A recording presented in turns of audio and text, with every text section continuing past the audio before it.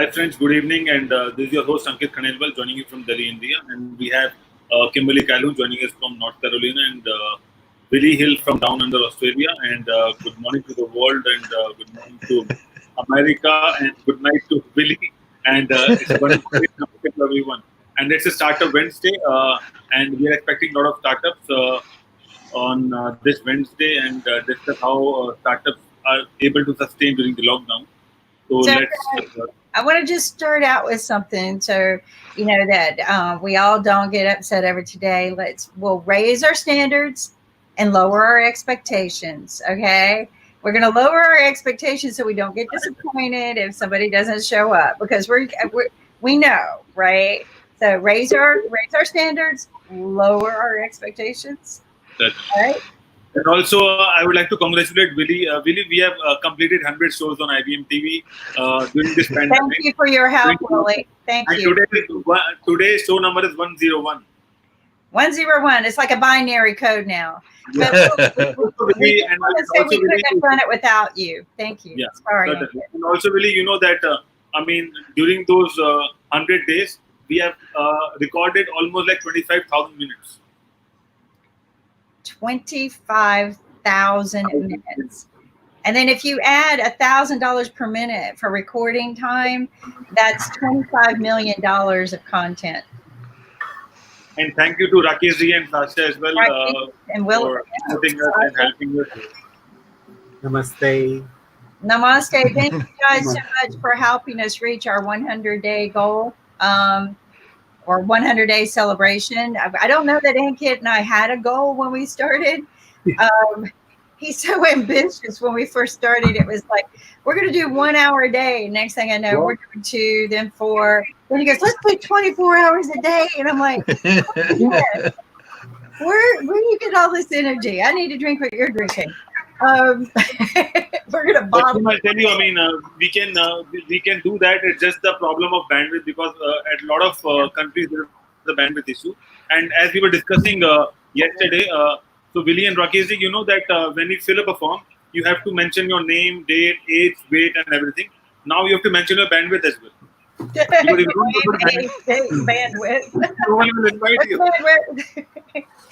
But the other thing too, Rakesh, is I have a person here in the United States who has a educational platform that he wants to try to market. And I told him I would introduce him to you because you are an educated, highly educated person who teaches people and has an education platform. So I'm going to try to connect the two of you together. Hopefully he'll join us today.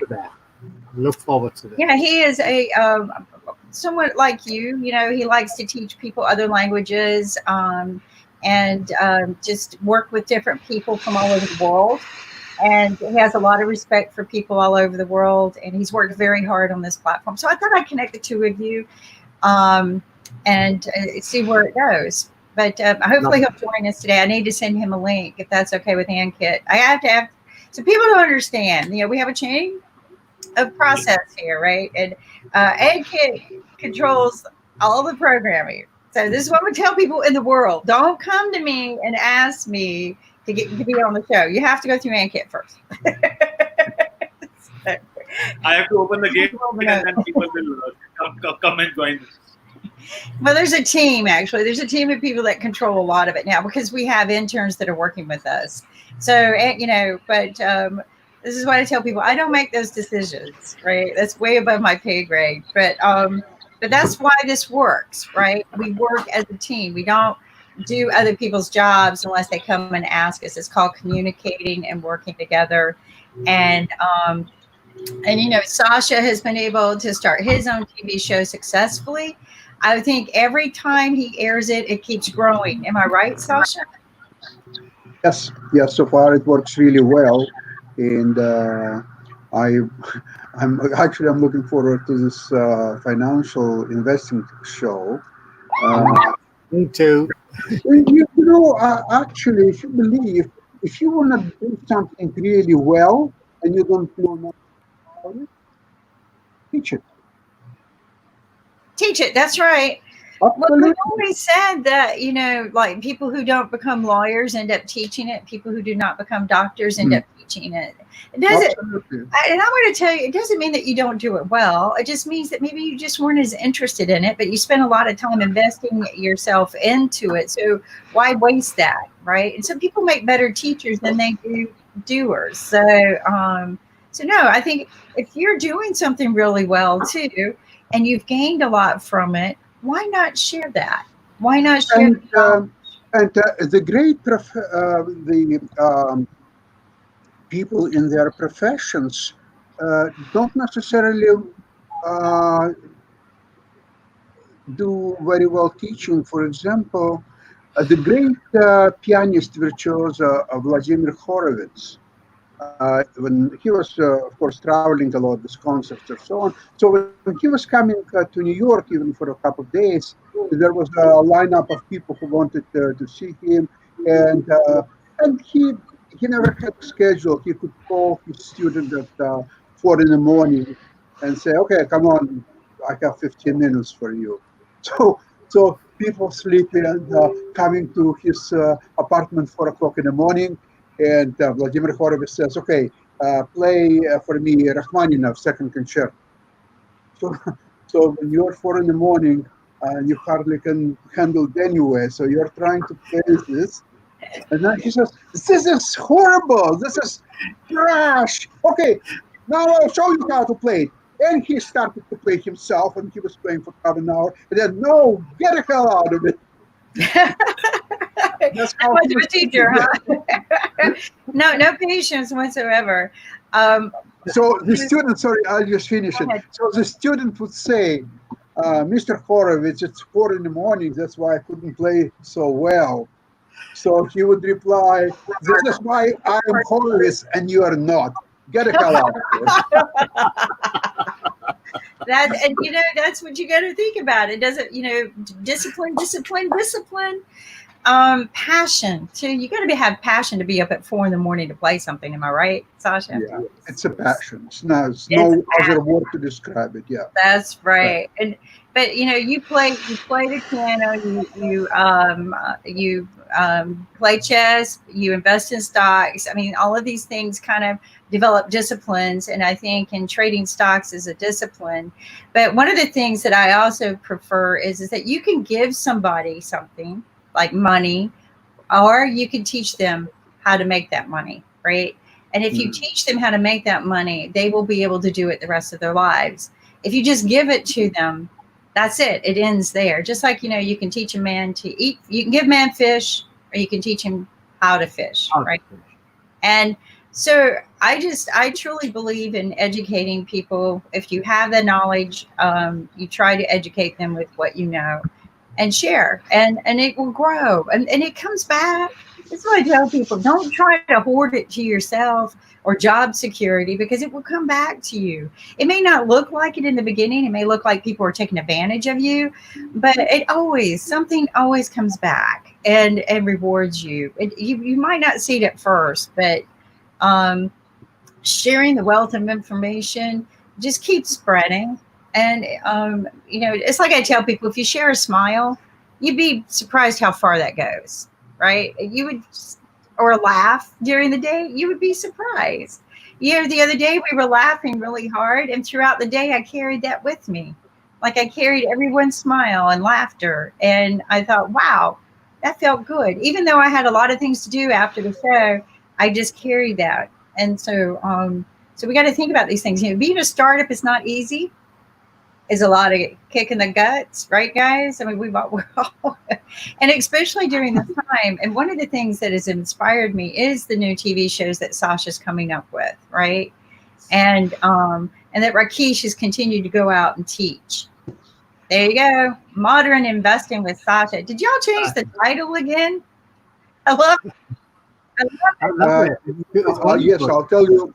I'll tell you what's happened is that originally I devised two programs. One is conservative investing with Sasha, and another one aggressive investing with Sasha. The more I thought about that, there are a couple of strategies that that actually can fit into both. and you can treat them in both conservative, but they're also very aggressive investments as well. And I figured out it would be very difficult for me to classify which one are as necessary. Okay, they're all just a conservative investment. It's nothing to do with aggressive. But it's difficult to say that the person says, I want to be a conservative investor. I don't want to be aggressive investor. I don't want to do that. I want to be only conservative investor. That's one story. So you can eliminate many devices. But because I cannot communicate with people, I mean, I can tell them what I think is right, but they cannot reply to me. Well, they can write probably something in a poem, but most likely it's basically it's one-way street. It's not a two-way street in a sense.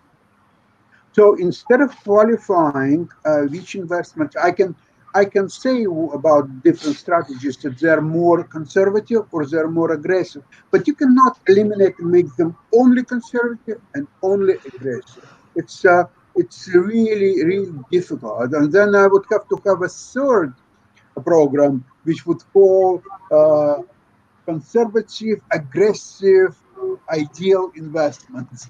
And so basically, I would have to tell people who learn about conservative investment, I have to ask them, forget everything what you've learned so far. It's all garbage. Now, those who learn aggressive, I say, forget about all aggressive investments. It's all garbage. Now listen to Holy Grail. It's a conservative and aggressive investment into one. Uh, it's possible. It's possible. I'm not saying it's impossible, but still. Oh, I have one great idea for a startup. You know what's happened? I've met my granddaughter on rare occasions because this coronavirus, and they're living now on their cottage outside of city. So of course I was very glad to meet her, and she told me that she would like to donate $10 to Yemen children of Yemen, and she asked me actually if I wouldn't mind to also help. And I said, of course, we have to all help children of Yemen. Let me ask you, out of $10 that you're going to send, um, how many children and for what duration of time your $10 will support? Is it like one day, maybe 1 month, maybe one kid, maybe 10 kids? Did you ever calculate that? She says, no, no, there is an organization that collects money and then send it there. Oh, okay. So if you will send them $10, they will send $10 to where? To whom? What are the names of the children or who actually is getting this money? Oh, I don't know. Okay. Now, what is the ratio of funds out of this $10 that you're going to send? How much exactly this organization will keep for their administration purposes, and how much money actually they're going to send to Yemen children. They will be lucky to get even 50% of that. So that means it's only $5 that they will get, not 10. $5 you're sponsoring the organization that is in charge of that.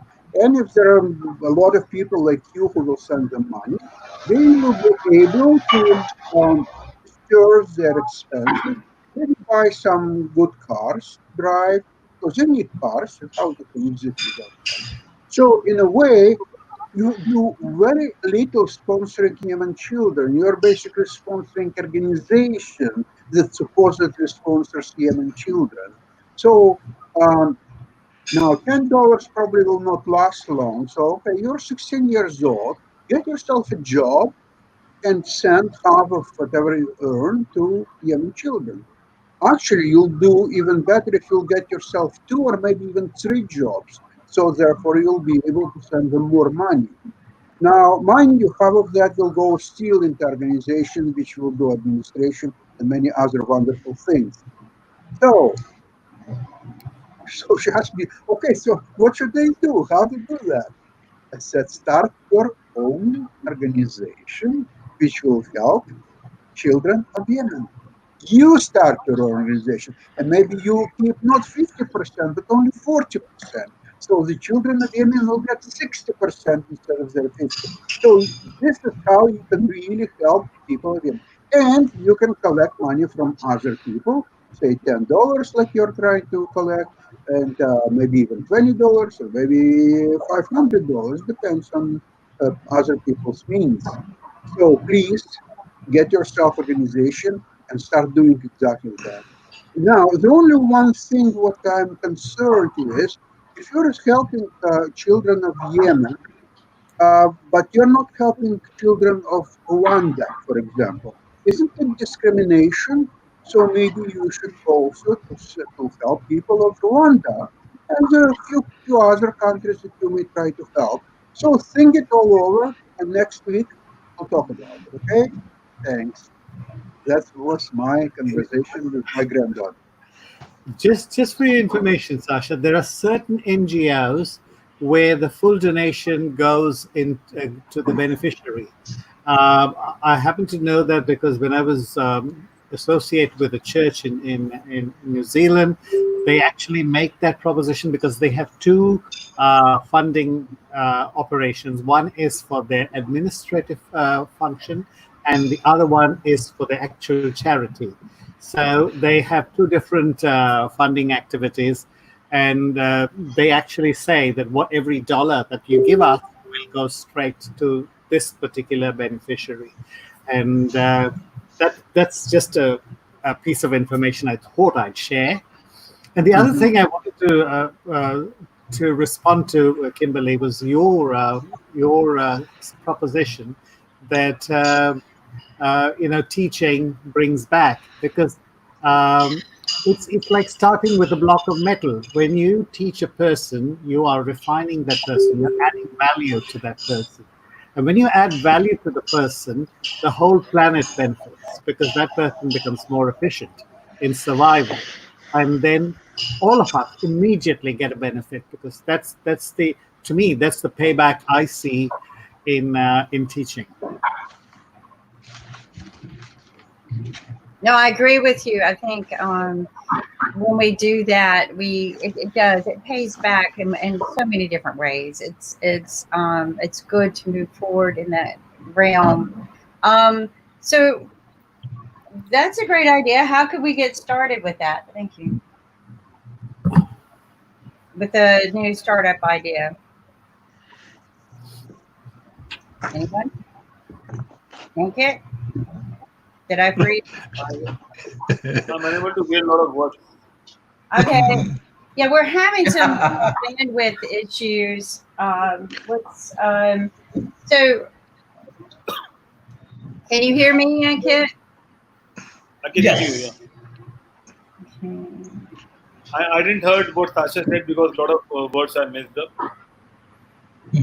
Okay, Sasha, do you want to just summarize it real quick to Ankit what your startup is? Startup, very simply, is a to register organization which will help needy people around the world. You can start with Yemen, it could be Rwanda, it could be basically any country, especially children who need real help. So you start this organization, you run it, you do administration, and first of all, it's a startup which is very useful by helping people, and also you get yourself very useful and in many cases well-paying job. And Okay. I think that's so. It's a startup to help young children, right? But And yeah. go ahead. So if we have a plan ready, what we should do is we should talk to UNICEF because they're also running a lot of programs around the world, especially in the underdeveloping and poor countries, to make their children and their, youngsters basically. And also they do a lot of programs with sportsmen because sportsmen are more popular than politicians and actors and glamour people around the world. So if you follow the UNICEF programs, they start with soccer because soccer is one of the popular sports around the world. And there are a lot of soccer players. They are UNICEF campaign or brand ambassadors or whatever they teach them, and they go to these countries and they teach people football, and with the help of football they try to give them some kind of I mean maybe so maybe a laptop or something like that, just to so that they can use it. And there's a company called OLAP, which means one laptop per child, and they are running in US. I know them, and they have created a special laptop for people for underprivileged. And that laptop, I believe that the battery lasts 50 hours. That's what they claim, and it's a plastic kind of a laptop because they wanted to control the pricing and they wanted to distribute to people and children around the world. So there are a lot of programs running around. So if we just try to, I mean, shake hands with them and try to leverage their own network and try to add what else we can offer to them, I think that could that way we can run that program. Maybe it would Uh, be more beneficial if we could like build an Yeah, organization that connects them all, because yeah, there's so many different ones out there. And I agree, kind of like when I was listening to Sasha's story, I was like, how do you know how legit these people are and that they're really going to get the money they need to get out there and get the resources they claim they're going to get? Because that happened to a friend of mine who was investing in a project to help elderly people, and they were misinformed, and the people took the money and left. So they didn't do anything with the money they said that they were going to do. They took the money and spent it on themselves.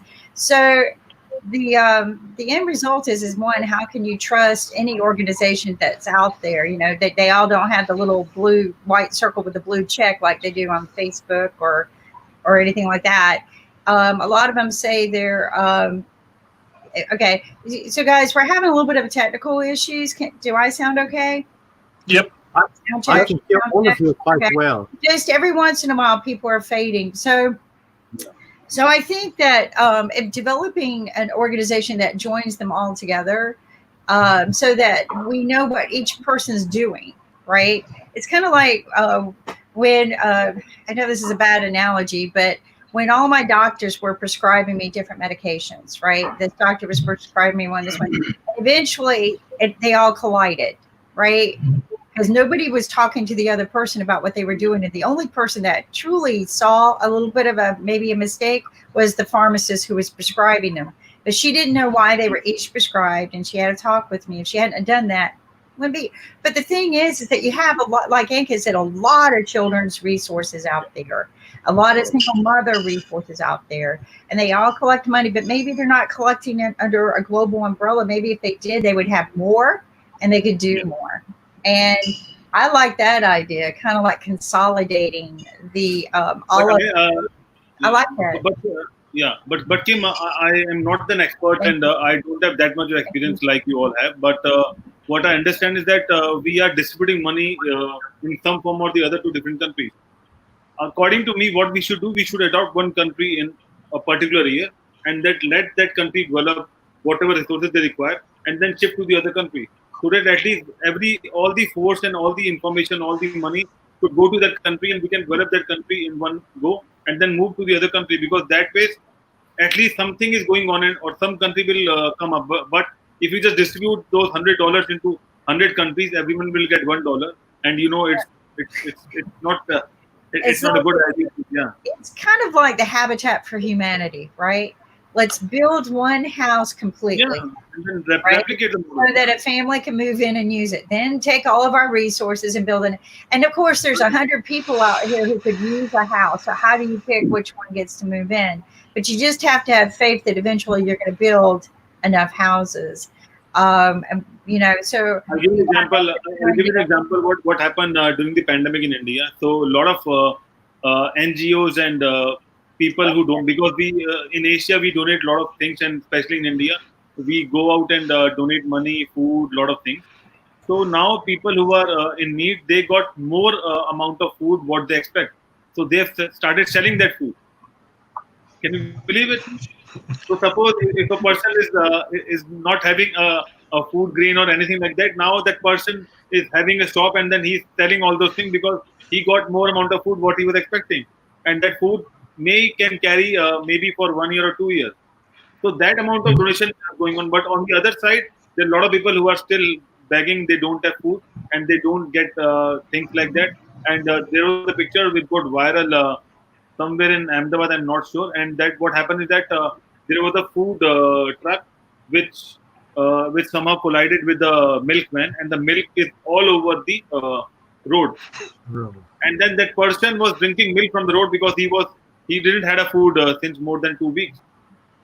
So we don't have a balance of things, and if someone wants to do some kind of a balance, there should be a policy, maybe for a state government or city government. I don't know. I mean, how the policy works, but there should be a balance, and that's how we should distribute it.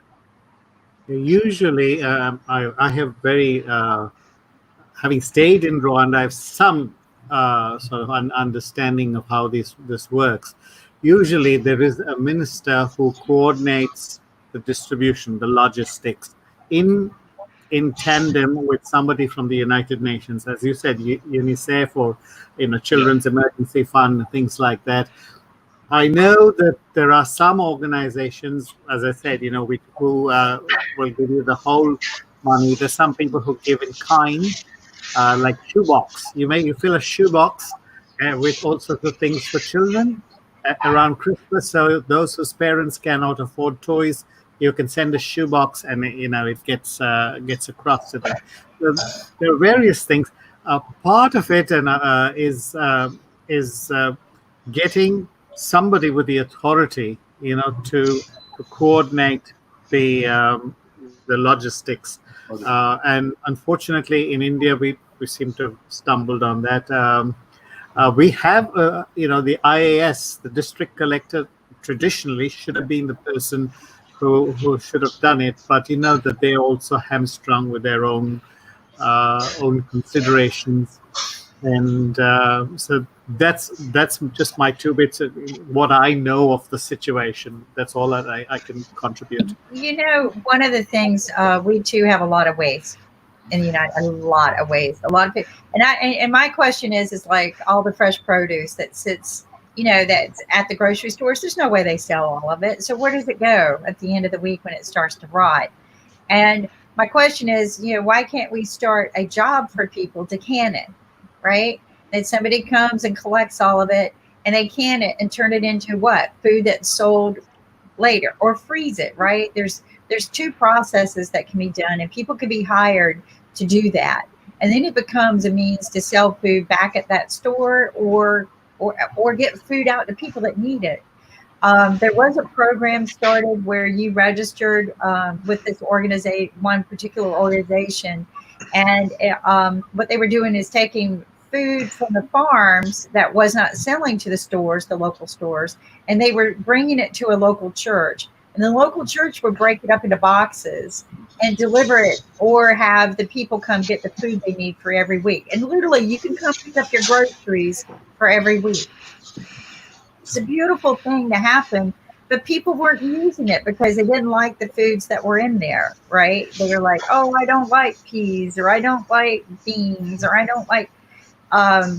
So it kind of fell to the wayside. I think there's still a few places that try to do that, but there are so many things we can be doing that we're not throwing away food or meal, things, resources we need. My biggest problem during the pandemic was somebody should have known what was in every medical closet. There should have been an inventory list all over the United States, because you would hear, well, there's not really a problem. We're not out of resources here. We're okay. We don't know why you guys are having a problem. You're just making it up. And then you had people who were going, we have nothing. We're dying here. We're struggling. There should have been an inventory. If it, you run a good military, which we supposedly do, you could do the same thing and know what's in every medical closet, know the consumption rate, right? Know the consumption rate, the use rate. And then you know what you're going to need in the future for that hospital. And then you can say, you know what? We have time to take the resources from here and move them here. And you could have done it without twittering, I've already given you everything. What do you want? Flowers? You didn't have to do that. You could sit there and go, okay, we know exactly what we have, where it is, and how to use it. All right. And granted, we had facilities out of PPE, and they were having to come, doctors were having to come out of their own pocket to pay for this stuff. They shouldn't have had to do that. Right. but Kim, nobody is taking So, Kim, ownership. Nobody's taking ownership. Kim, a quick question: how much money U.S. government donates to children's? I mean, for specific children program? I don't know how much the government donates. I know that all of that got cut 2 or 3 years ago. But they started adding new ones like children diabetes, children with autism got an increase in their budget. So it's different every year. The president writes up a new budget for everyone. Kim, in food business there is such thing as logistics, and in certain cases, I was a witness that any logistic is helpless.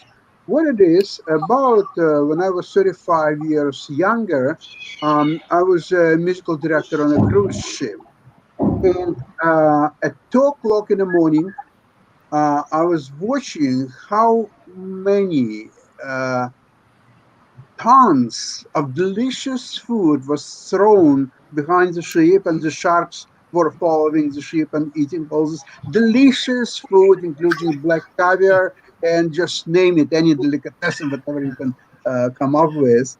Now, speaking about helping children, the same my experience on a cruise ship was every week we were coming to the island of Antigua in the Caribbean, and there were kids that were waiting for a ship to dock, and they were jumping, asking for quarters or so on. And people had a very interesting sport. They were throwing quarters from the ship in the water, and these kids they were diving at this water because there were bets who will get so many quarters or so on and on and on.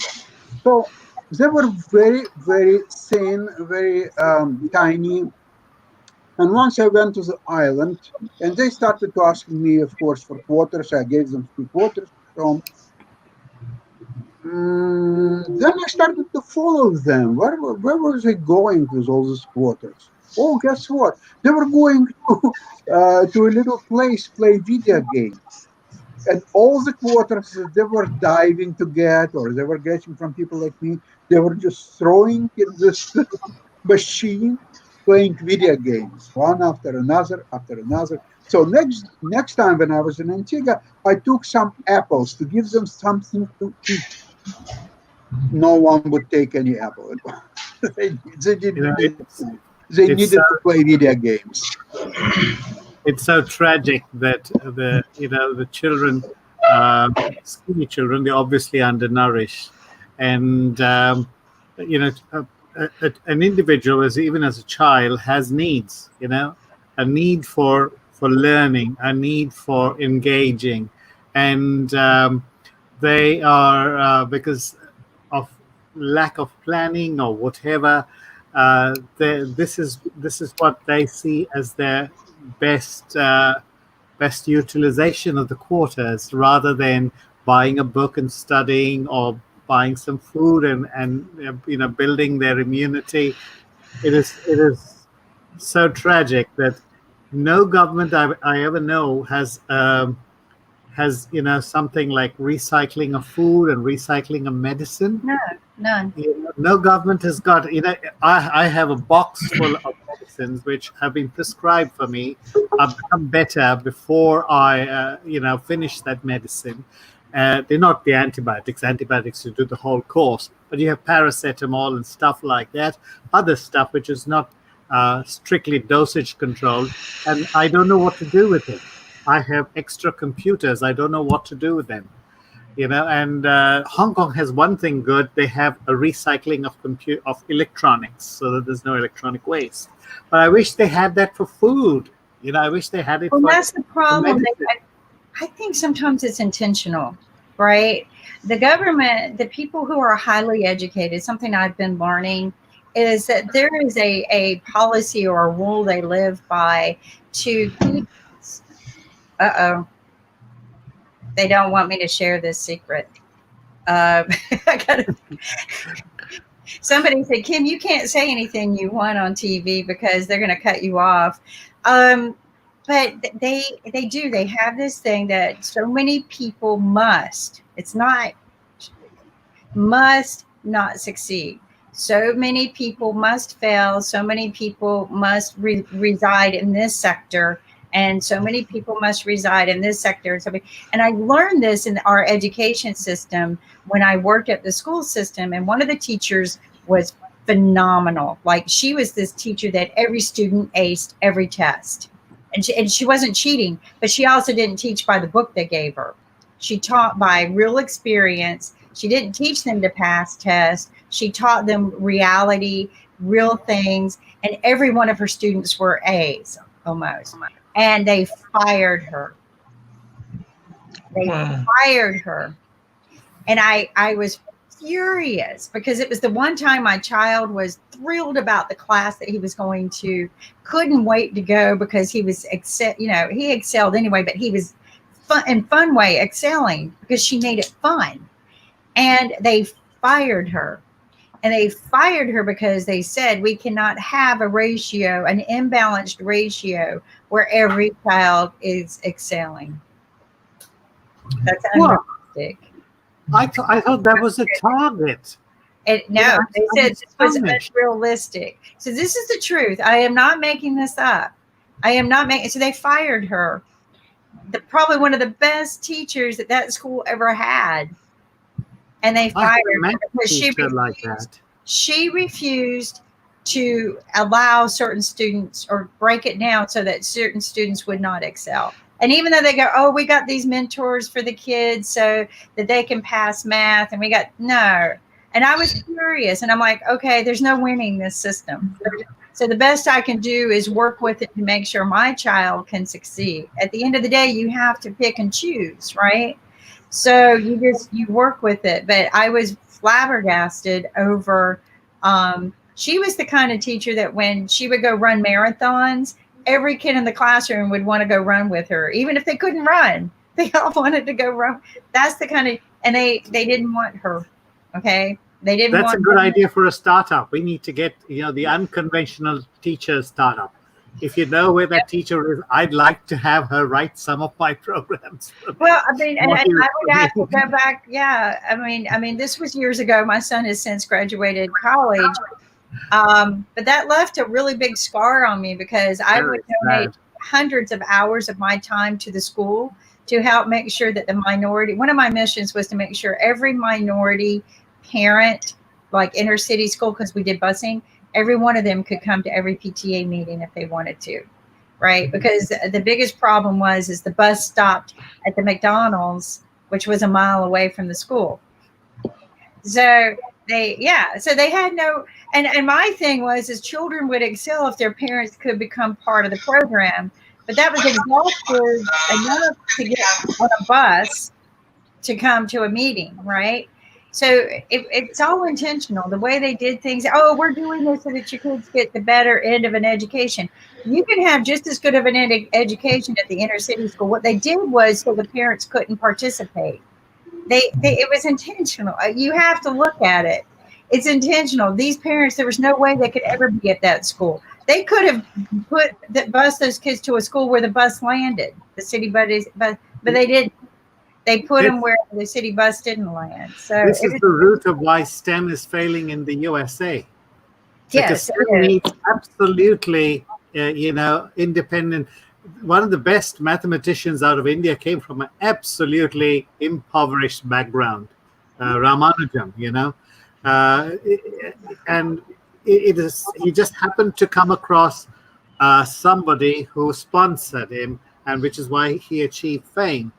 But if you don't have that democracy of education, then why are you wondering why the communist nations are doing well and the capitalist nations are, tripping over every tiny pebble? Well, and truly we have learned that the children who succeed the most are the ones who have some sort of parental engagement all day long, right? And so when you've got these children who don't get that enforcement from their parents, it becomes, I hate to say it, but it becomes embarrassing to them, right? Oh, my parents can't come, and things like that. Why bother? There's that sense of that lack of support that they just don't get, and you cannot replace that later in life. You're losing all your Einsteins. Yes, you are. And one of the things I wanted to do was reestablish putting children back into schools that were closer to their homes so that parents could get back involved. And again, like you said, if the STEM projects, right? The other thing I noticed was Japan. Japan had this program because they knew that the parents worked all day, right? So they educated by morning, and in the afternoon, they had extracurricular activities that each child had to register for until the parents could pick them up, right? So they just weren't sent back home to do whatever. If they wanted to study music, they studied music, art, dance. They all had to exercise. Every freaking one of these kids have to exercise every day. That is not an option. In our schools, it's an option. Why do we have obesity? Because exercise is an option. Okay. In Japan, and I'm not saying they're the best, but I love their educational system because the mindset was put in favor of the children's benefit. All right. We know that parents have to work till 5 every day. So let's give the children something to do until 5 every day. But let's don't hardcore educate them, right? Let's give them some other. And I wanted that to be here. We needed that here. I looked at how many children go home to no parents every day, right? A lot. Yes. And I couldn't be a parent to all of them, and they all couldn't come to my house every day, although I would have tried. But there are just those kind of things that we're not looking at. And that's why I keep saying we have an 18th century government process and a 19th century educational system, because we've never changed. And we wonder why we have problems and we've never made progress, right?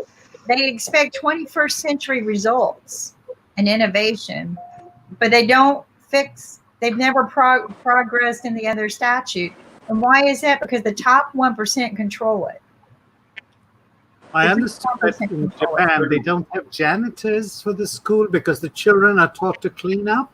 Yeah, and they're taught to grow their own food. It just builds community spirit, It's just this is what I heard. I actually saw a video, but I don't know whether it happens in every school, But they're taught to grow I think I've learned that they're taught to grow gardens, right? And to grow some of their own food. Why isn't every school in the United States, every school has a big playground. Why isn't every school in the United States growing their own food for the cafeteria? Why is that not one of the requirements? And they not only grow that food, but they learn to prepare it and cook it in the cafeteria. Okay, that would teach them how to grow it, how to prepare it, what happens to it, maybe how you compost later. It teaches them to respect it, right?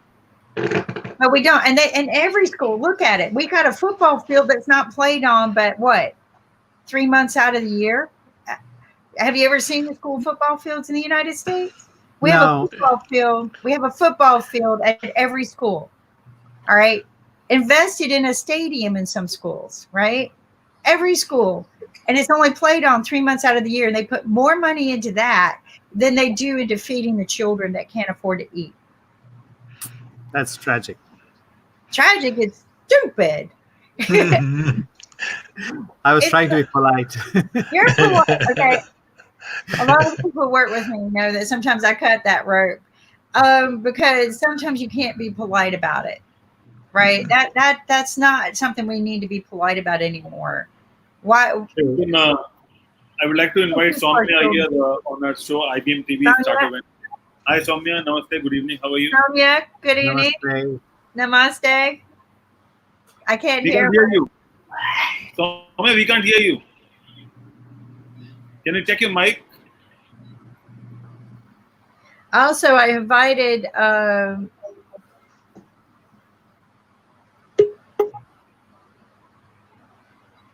Soumya, can you say something because we can't hear you? Can you rejoin again? Can you rejoin?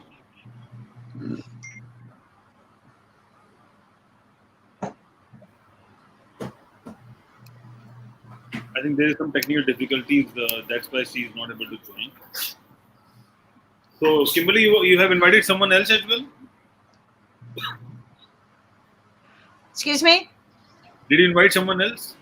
I sent an invite. We'll see. It's the person that I want Rakesh to meet, but all of us to meet, right? Because he actually has a new product that he's been working on for educating children, and I'm just just trying to see what happens in that area. So let's figure out what's going on here with some other startups too, right? It's to address this issue of the lack of democracy in schools. Yes. That I started up my project, because the municipal schools in Mumbai, they have pathetic teachers. In other cities in India, the teachers just register, collect their salary, and don't even go to school. In certain states where the administration is not so good, there's one teacher who has a name called Anamika, who's registered in some 50 different schools, and she doesn't go to any of them. So her salary is being defrauded by somebody. So the idea was that that's why I pegged the fees quite low, which is so that any child who wants to learn a particular topic can pick it up off the internet, if they just have access to the internet, which most countries are now, even in India, they're trying to get it across. So that's the idea of my project, and I'm hoping that the child can choose I'm making the modules small, so they're not too expensive, and the child can choose, without with whatever little money they get as pocket money, to spend it on a module and learn. And in case that was the whole logic of my math plus science thing, because I'm passionate about STEM. Languages is something I love, because I speak English, French, Hindi, Marathi, so, a little bit of Kenya, Rwanda, some Swahili. Wow. So I love I love the communication.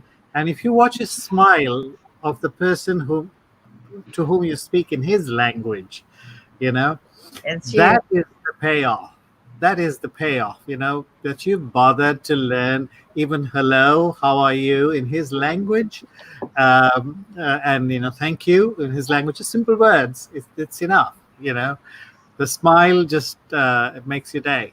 And it's not just that either. They realize you respect them enough to do that. And I can't count the times I've sat in a board meeting with the president of a big Japanese company, and I'll speak to them in their language and just basic greetings, and turn around, he'll go, "My own people don't even do that." I don't work for him. My own people don't even try to learn my own language. Who are you? And and then I one time I kind of dove under a guard to go meet the president of Sony at the CES, right? Or National Broadcasters Association. It was huge, 150,000 people. And I wanted to meet him really bad. So I dove under the guard and I ran over them. They're like coming down on me. And I speak to him in Japanese. And he goes, no, leave her alone. Leave her alone. But I'm speaking to him as loud as I can. And he goes, no, leave her alone. Language is still very powerful. I think we didn't put a lot of emphasis on language, and we never tried to learn different languages. But as rightly said, Rakeshji, that if you speak to someone in their own language, they feel proud and they feel happy about it, because that's how they connect with the people. And that's all it takes sometimes is hello. That's it. Yeah. Konnichiwa. So Soumya, can you hear us now? Sishi in Chinese. Sishi. They love it. Right. Hi, Soumya. Right, they're happy. They get it. Even if you don't say it right, they know you're trying, and that helps too. And everybody would put me down. Why are you trying to learn their language? I go, because that's being polite, right? They're paying me a paycheck to do business with me. That's the least I can do. right? Is to learn to say hello and thank you. So it's a unity thing, but some people don't Absolutely. believe in it. But I wish I spoke all the languages you did, Rakesh. I think you need to be the Life has headset. forced me to, life has forced me to learn those languages. Soumya I joined us love back. French, Soumya, but can you hear us now? yeah, let's hear what Samya has to say. Yeah, I would love to hear Sonia. We can't hear you. I think it's the angle of the mic or something. Yeah, try to move the mic up, your camera up. Ask her to move her camera up. And I think we have Sukanya Venkatraman also trying to join us on our Okay. show, but somehow she's not able to join. Shall I pull back and you can start off No, with her? it's not about you basically. She's not. She didn't activated her camera and mic, so I can't see her. I can just see the backstage. Backstage. Okay. So Soumya, if you remove your mic, you can take audio and camera from your iPad. You don't need a mic. Maybe you need to up a little volume because there might be a volume issue.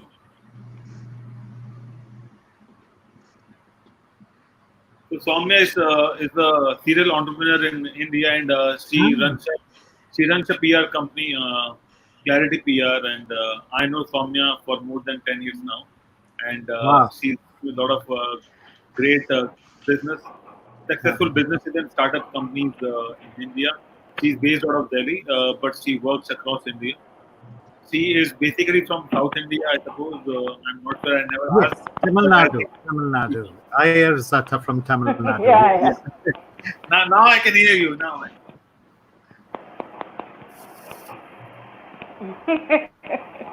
So Soumya, can you tell us to our viewers about yourself? What do you do? Where are you from?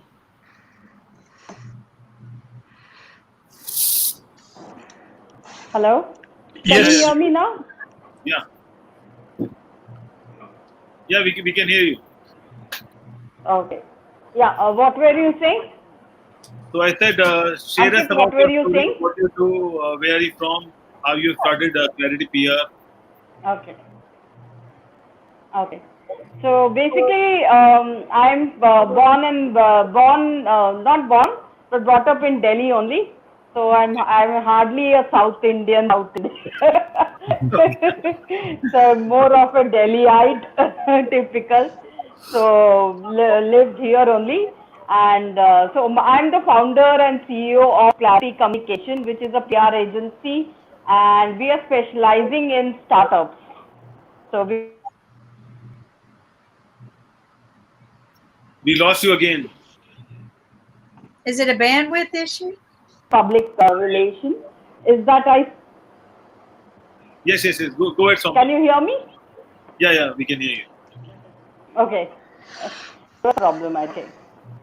So why I thought of because there are so many agencies. Why I thought of Clarity Communication is that I saw a gap between what was being promised to the client and what was being delivered. So when I thought of during my around 20 years of experience, I saw a lot of unhappiness amongst the clients' side. So when I started, so I thought of doing one thing is I will do whatever, give them the feasibility, give the clients a real world where they know what are their expectation from a PR agency, and if there is a gap between their expectation.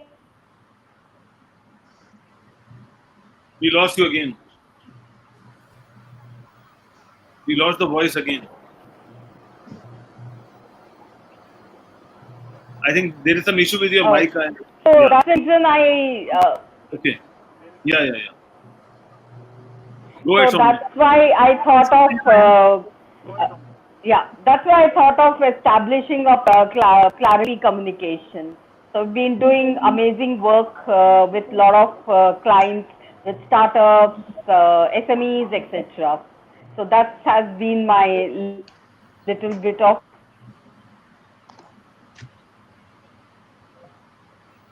I can't. We got to. Again, We're gonna have to. Is she breaking up because of bandwidth?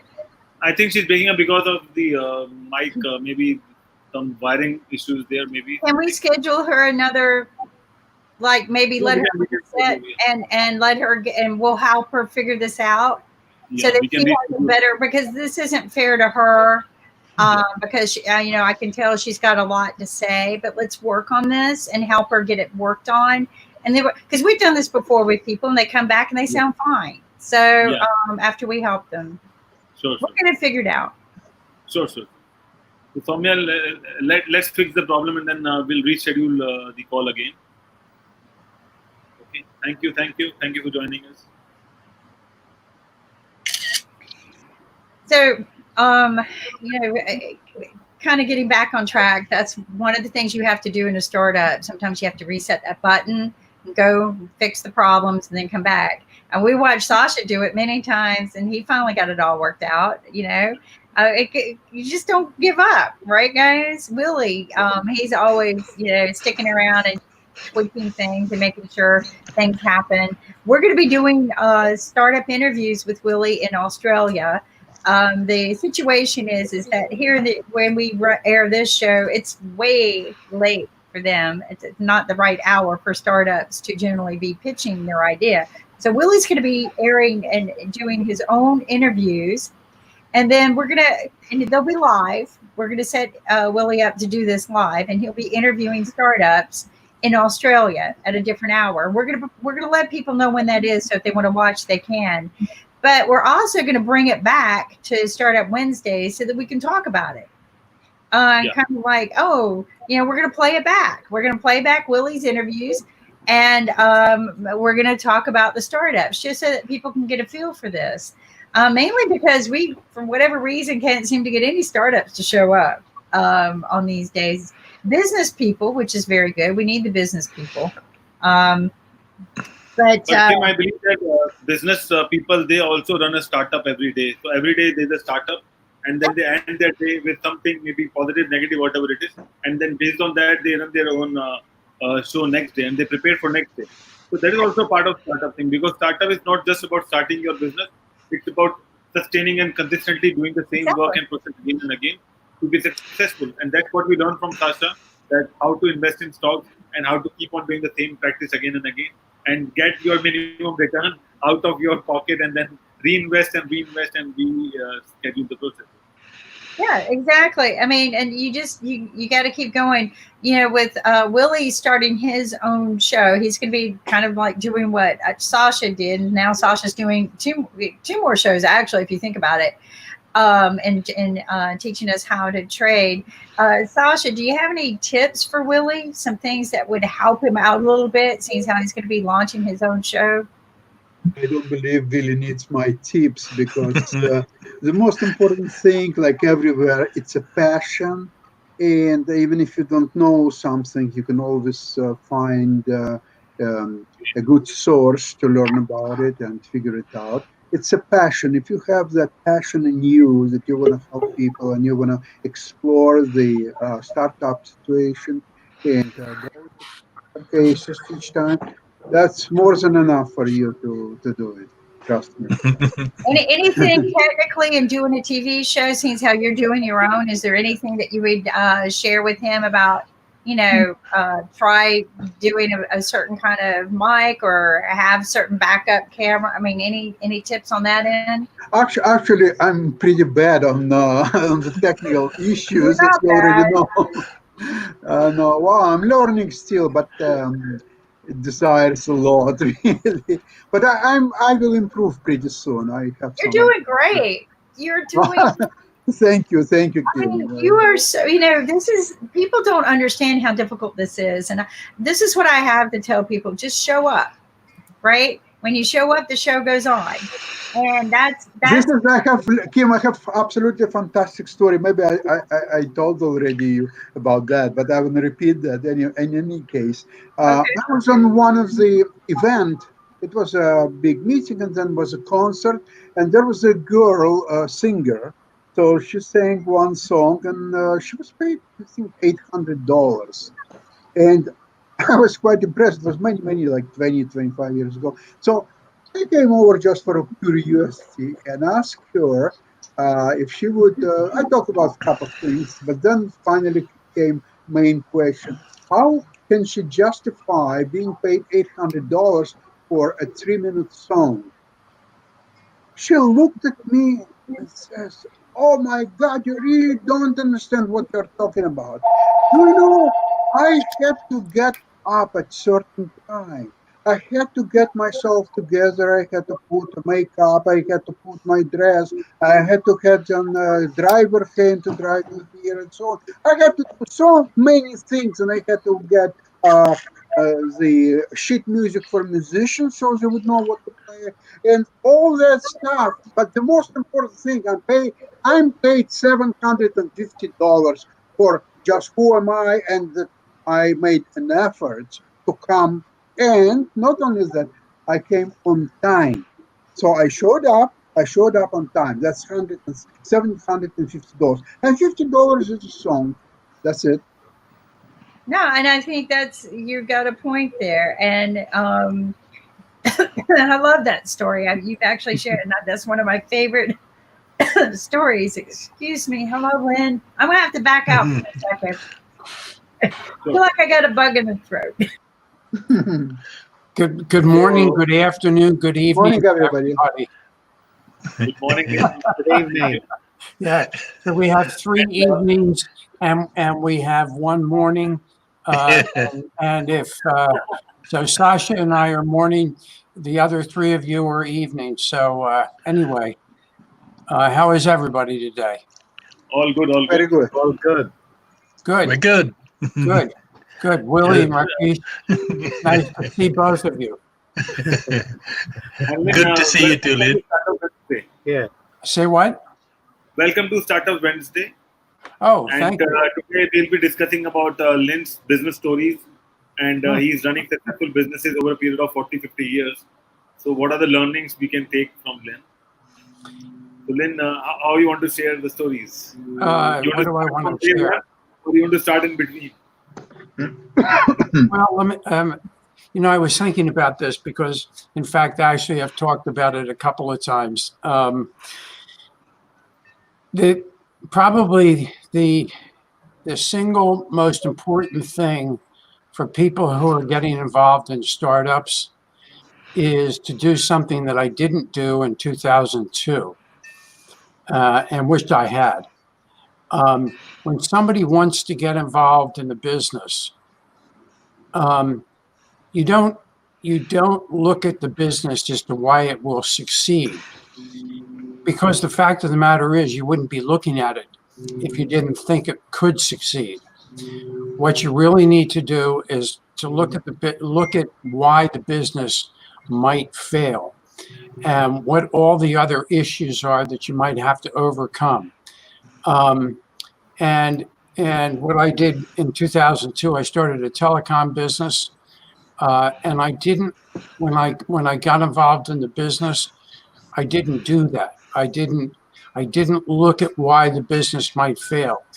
And interestingly enough, it was very close to becoming a $100 million business. But the reason why it failed was because the companies that I was trying to sell to, first of all, there were too few of them in the sphere that I was, well, in fact, actually in the United States, people that don't know that in 2002, there were about 1,200 phone companies. But if you really looked at the demographics of the phone companies, there were what we called the baby bells, which were the ones that came from Bell Telephone, which was broken up in 1982. And then there were a couple of other sort of medium-sized telephone companies. But if you took out the top 10, maybe if you said 15, basically you didn't have a business at all.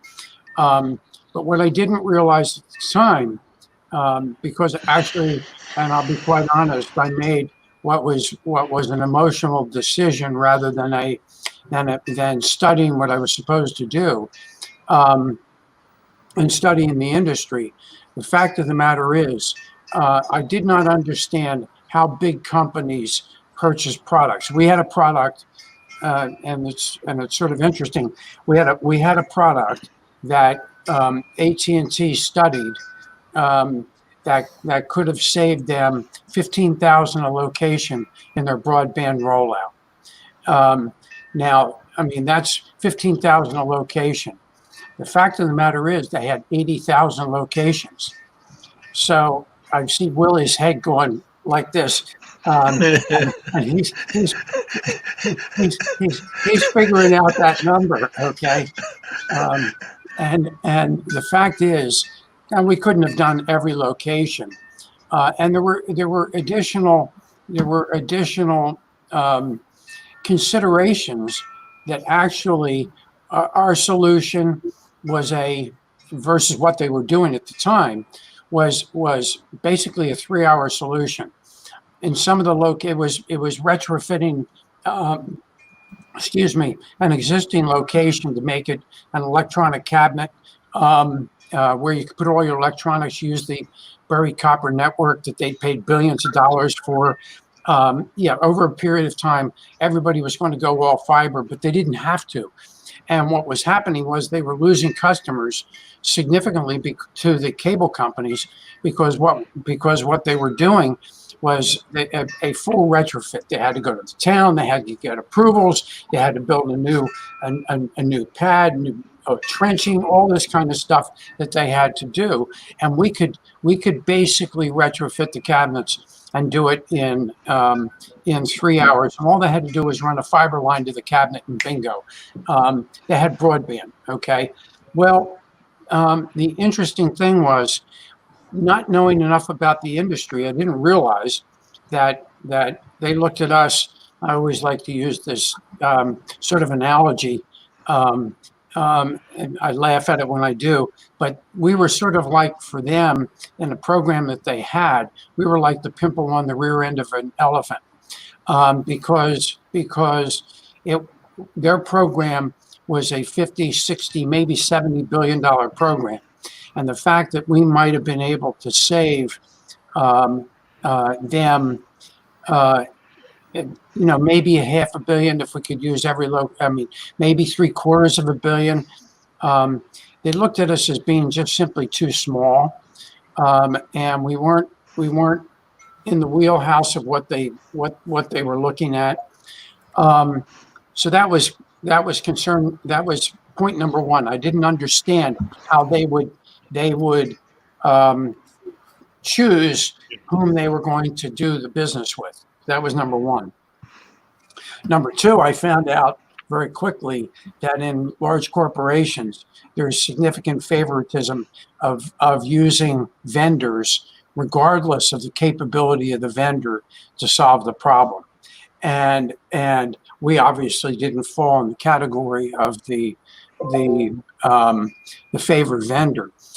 But then once AT&T fell out, much to the consternation of the presidents of two of their largest subsidiaries, we had to deal with the other phone companies.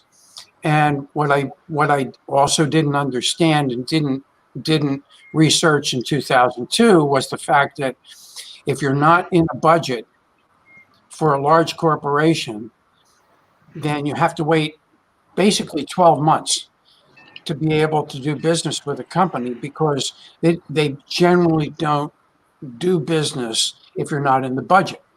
So that's the first thing. So what you do then is you pick up sort of the morsels that they have to give out because they do have extra money in their budget or stuff like that. But that's not enough to make the business go. So in the 7 years I was in the business, I learned a ton. And then about a year and a half later, after I lost the business, I was at a conference in Atlanta, and the gentleman that was speaking started to speak, and he was the one that said, and here I was already having lost the business, and he was the one that says, you don't get into a business because you think it's going to succeed. You get into a business because you have determined that the reasons why it won't succeed you can overcome those reasons, or they're not relevant to you. And there I was in a group of probably 1,500 people sitting watching this man speak, and I felt, goodness gracious, I felt like he was talking directly to me.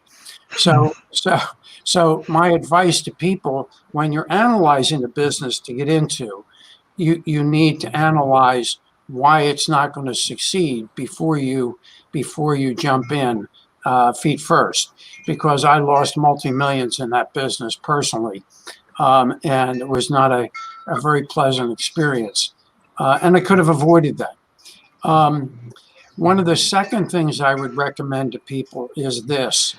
When you determine that you're getting involved in a business, set your objectives. And while you have to constantly reevaluate where you are, don't reevaluate every month and say, oh, we have to change the direction. Because I was in a business with a business partner who did just that. And what I believe that does is it holds up the ability of the business to move forward. So you set your objectives, you commit to them, and then you reevaluate how you're getting there, but you don't keep resetting your objectives every month, every other month, and say, well, that's not going to work, or that, because you didn't give yourself enough time. So there are two things that I've learned significantly in business. I've had a lot of successful businesses. When I talk to entrepreneurs, one thing I always say is you can always expect to have a loser, because that just happens when you're an entrepreneur. And if you're lucky, you won't, but by and large, you will.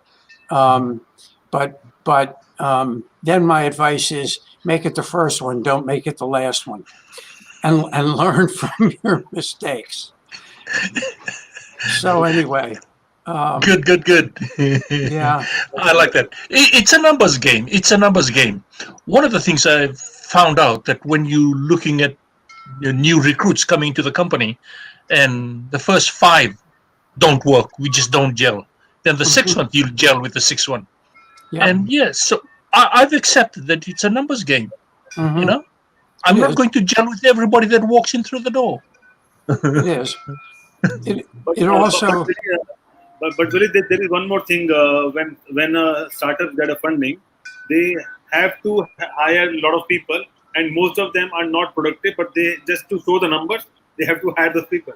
Well, that's true too.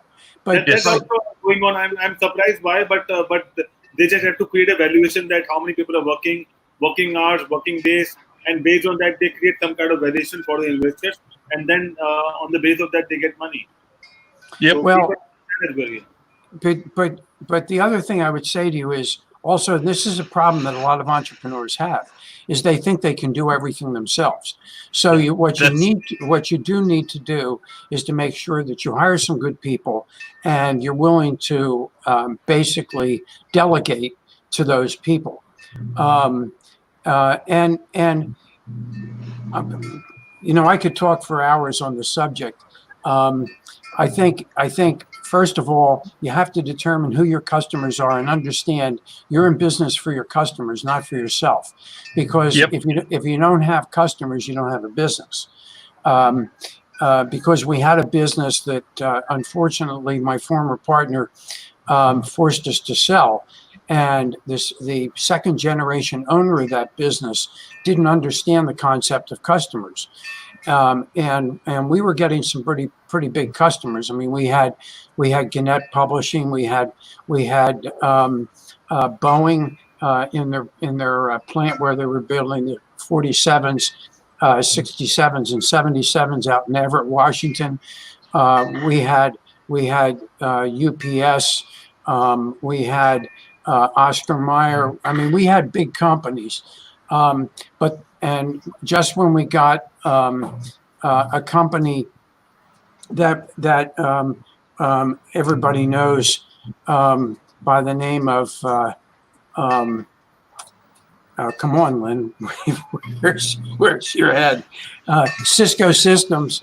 Cisco Systems. And by the way, we got both Ciscos. There's a Cisco food delivering company. We had them as a customer, and then we got Cisco Systems. We had the handcuffs put on us because we couldn't service the customer. And I finally, it was right after 9/11, and I finally went to the then owner of the business and said, "You don't understand. This does not revolve around you, because you have to be happy that we're in business. We have to be happy that our field people are with us. Our field people have to." It was a workers' comp therapy business where we treated workers on site. We have to be happy that we have all these therapists that are treating people, but the most important thing is you have to have customers. And Hello, everyone. and the people said, well, they didn't. And I told them we were losing customers, and their comment was, "You have to abide by the systems." They never asked who we were losing, and ultimately, after we went sideways with them, the business went down the tubes because they didn't pay attention to the customers. So I think people have to understand in business that the customer's king, and you have to set your systems up to make sure that you do service the customer. So without customers, you don't have a business. So that's why, I mean, without customers, we don't have business, and without business, an entrepreneur can't breathe, basically. So customer is something which gives them a lot of breathing power as well. And also, Len, I would like to know that, I mean, if you are starting business one, and after a point of time you're starting a business B, would both business be related to each other in terms of clientele? I mean, can you share your clientele in both the businesses, or how you can relate or help both the businesses working together? Well, my attitude today is a little different. What I've done is I've gotten involved in businesses that I can manage multiple businesses, excuse me, at the same time, that I don't have to devote 100% of my time to any one particular business. And so then you need to be organized, because you need to know at this particular time, this business is going to take more time. And then at another time, you need to know that another one of the businesses. So actually at the moment, I'm involved in 7 businesses, but I'm getting rid of one of them because what I found is that it's taken too much time. There are too many headaches with it. And sometimes you have to cut your losses and leave early. See, if I'd known that in the telecom business, I probably would have left the business a lot earlier than I did. But I didn't do that.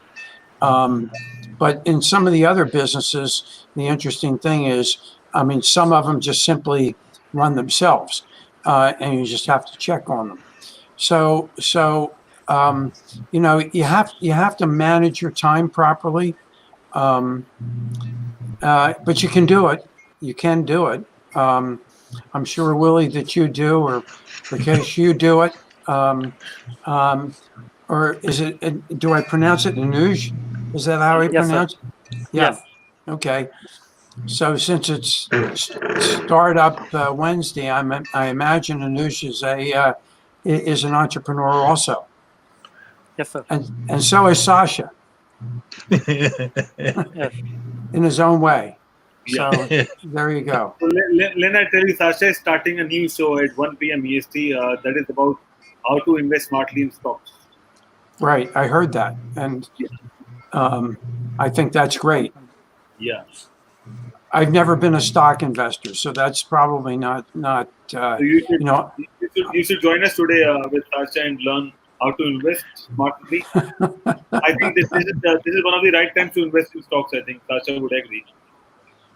If you think about ideas of different businesses, startups, or etc., I think investing in stocks, or actually, I wouldn't even call it investing, trading in stocks, and you can call it any way you want. This is ultimate entrepreneurship. and the most pleasurable one, as long as you're making money, not losing. Because because think about it, what's the noise? Yes, Asha, Think we can about hear it, you. you don't have, it's me. There is some problem. I'm not sure. I mean, Oh, okay. I just to finish. If you think about it, there is no inventory. You don't need to hire people. Nobody is commanding you what to do and when to do. You're on your own. You're your own boss. So this is a great structure, and this is entrepreneurial as well. So, okay, we'll talk about it more during the show. Okay. yes, Asha. I Right. think Kim joined and your camera becomes very clear now. Earlier it was very distorted. So Kim, I'll tell you what I've understood is that we are using 6 different bandwidth. So if someone bandwidth will drop, we have some kind of an issue going on. Ah, And if someone is having a good bandwidth, we said somehow stream it well. And mostly it depends on us between you, me, and Nick because we have that account which streams the Okay. video. I think. Well, see, we learn every day. I mean, I've learned that if I go reset all of my apps, even though it says I have no apps running, the computer's lying to you. And I built this little tool that says kill all apps. So every time my sound goes bad or I'm echoing really bad, I just hit that button and it goes out and does all of this stuff, killing apps that they tell me doesn't exist on my. They go, oh, there's no apps running on your computer, and I hit that button and find out there's a lot of apps running. Um, so there, What I did is I have removed everything. So I just have a browser where I can. yeah. And I try to do that here, but occasionally we have to share things or I put things up on the screen.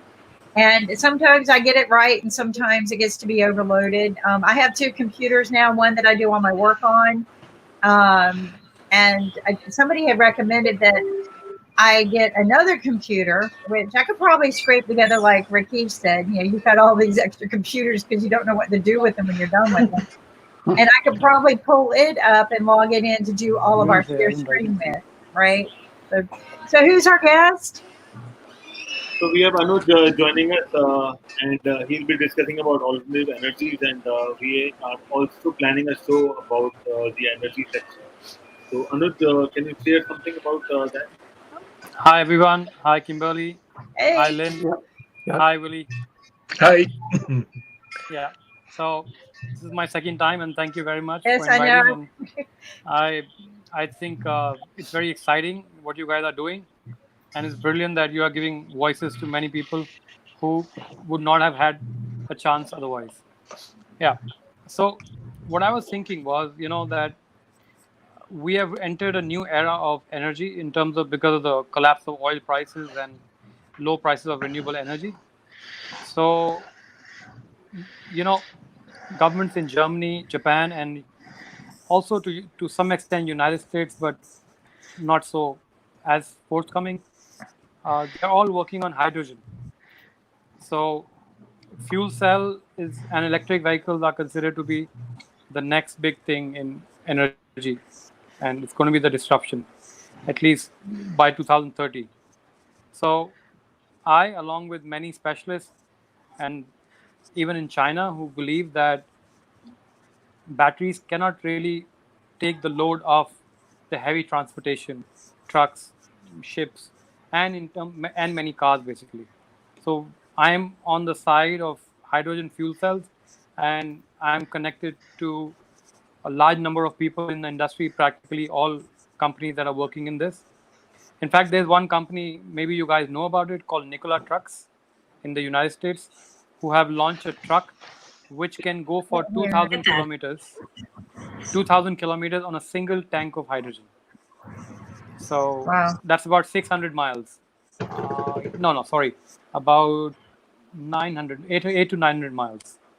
So now that is fantastic, and that's already there in the United States.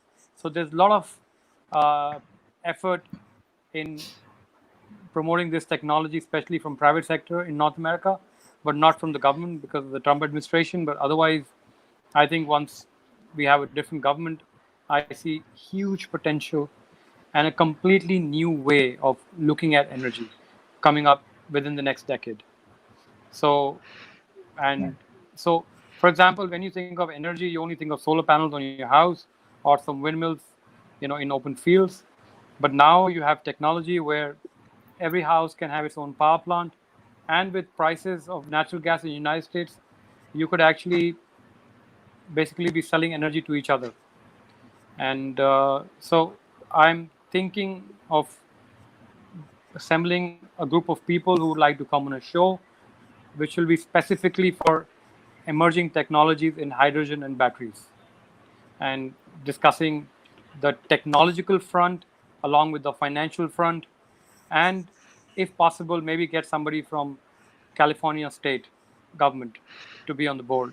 You know, so I think that would be very exciting. I agree that this is a global solution situation. And one of the reasons why I attend CERA Week, which is the world's biggest conference for world leaders for gas, power, and energy. I think I said that right, or gas, oil, power, and energy. I mean, Yes. they got this wording that they use, okay, and I always get it wrong.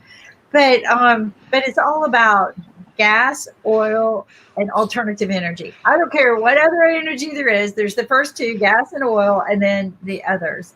So they get together once a year. This huge meeting in Houston, Texas, right? Right. And that's what they do. They hash out all of these. We have problems and solutions, regulations. All of this has got to be regulated. I don't understand why this taking energy from the sun and using it has to be regulated. I really don't get that. Right? Well, I read about it. I read about it last time when you said that, you have to go through the local utility. Actually, the law in America, at least in California, says that if you are going to use batteries, and if you tell them that I don't want to have anything to do with you, take your connection off, because then they are not liable to supply to you energy when the sun is not shining and so on. So then you have to have large amount of storage to manage those days when you have long winter nights. Exactly. If you have a planning in place for that, then the government regulation is not in your way. That's not true. See, that's California. Okay. Every state is different. We're not United States, we're divided states. So every state has its own policies and regulations. I don't Right.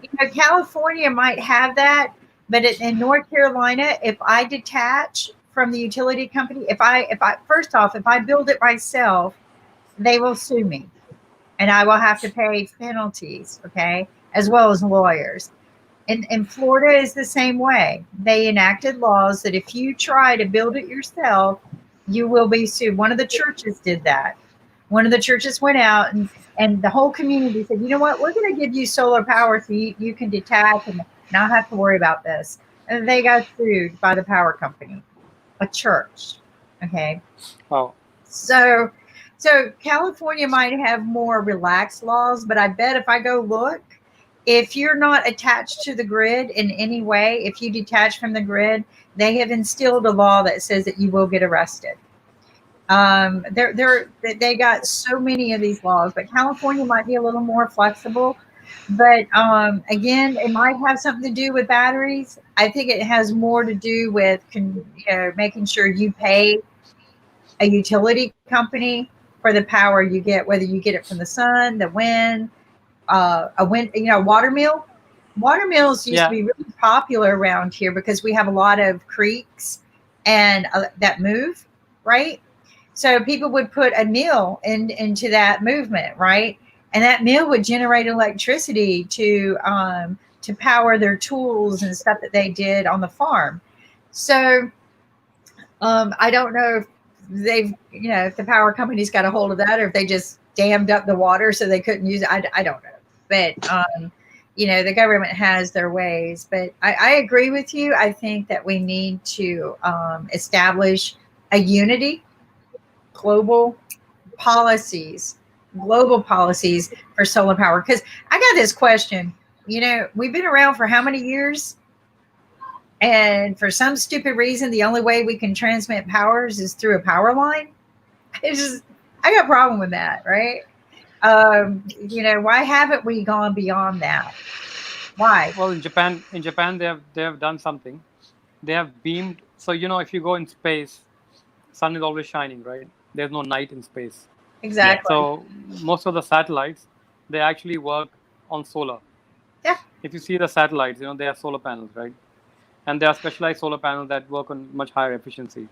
So what Japan has done is they have beamed solar power by converting them in microwaves, and they have a microwave receiver on Earth, and then they receive it and convert it to electrical energy. So you convert to microwave, beam it, and then back to electrical. Wireless energy. Go figure. Well, Well, it's all you know, analog anyway, right? So if you figure out a way to transmit it via ones and zeros or analog, you're going to be able to do it. And I'm sure people have done it, and they've locked them up or locked up the invention. And but yeah, Japan has definitely surpassed many people. Maybe it's because the government supports it. I wonder how much the government owns. You know, because again, you're talking about the satellites doing it, right? And those satellites are owned by who? They're not owned by individuals. They're owned by the government. So now you can own your satellites. It's not that expensive. it's not. It's not very expensive. You can It's easily not? launch a small satellite. Not at all. How In much fact, is I'm it? working- Give me a round number. I mean, you could launch a small satellite for a few $100,000, and then it's in the space. Yeah, and then you know, sometimes the satellite is, you know, it's not very big. It's just less than 100 kgs. I wonder. You know, how Elon much, Musk is. Sorry. right? How much does one satellite generate? How much energy do we have? I don't know. That depends on the design, but most satellites are not designed for generating energy. They only generate energy for their own use, Right. for transmitting data and for working on the cameras and stuff and taking images on board and so on and on. So, but you know, I don't know if you guys know, but one of very exciting projects is by Elon Musk is called Starlink. Starlink. Yeah, and he's going to launch about I don't remember correctly, but I think I read 8,000 satellites, but something in that range, with each satellite being 500 kgs, because he has his own launching company. So, and what is that going to do is that will beam internet at 1 gigabyte per second on every place on the planet, whether you are in the Arctic or the Antarctica, you will get internet from satellite. And then most of these mobile companies in the next decade who are selling you, you know, data plans and so on and on through these towers are not going to be in business. Let's see how that goes. So, right. So Elon Musk, I forget if it. So there's three powerhouse billionaires: Elon Musk, Richard Branson, and Jeff Bezos, and they each own their satellite launching spaceships. Right? They each own their own space companies, basically, and they each launch routinely. I think one of them is being paid for. Well, I know it's not Richard Branson, but one of the other two is being paid every 3 months to go up into space and basically be a garbage man, pick up any garbage and bring it back.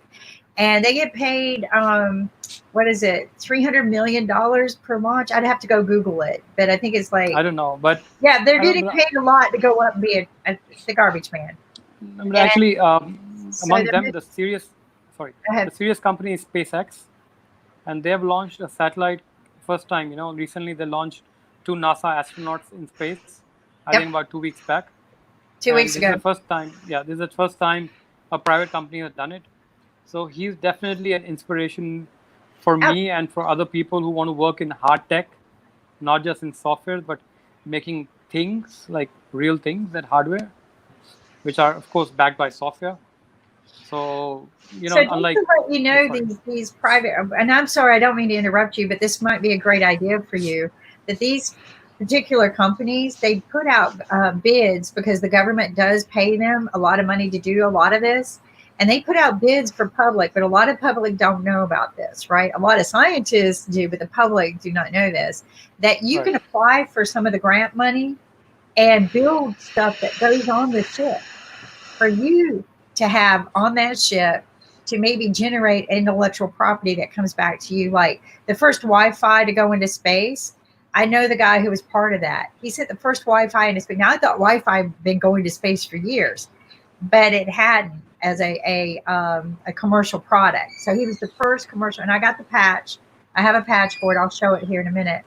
And so then they were working on the next space project to get a grant to put Wi-Fi on the moon, and that's one of the projects I'm working on, is to put Wi-Fi on the moon. And why do you want Wi-Fi on the moon?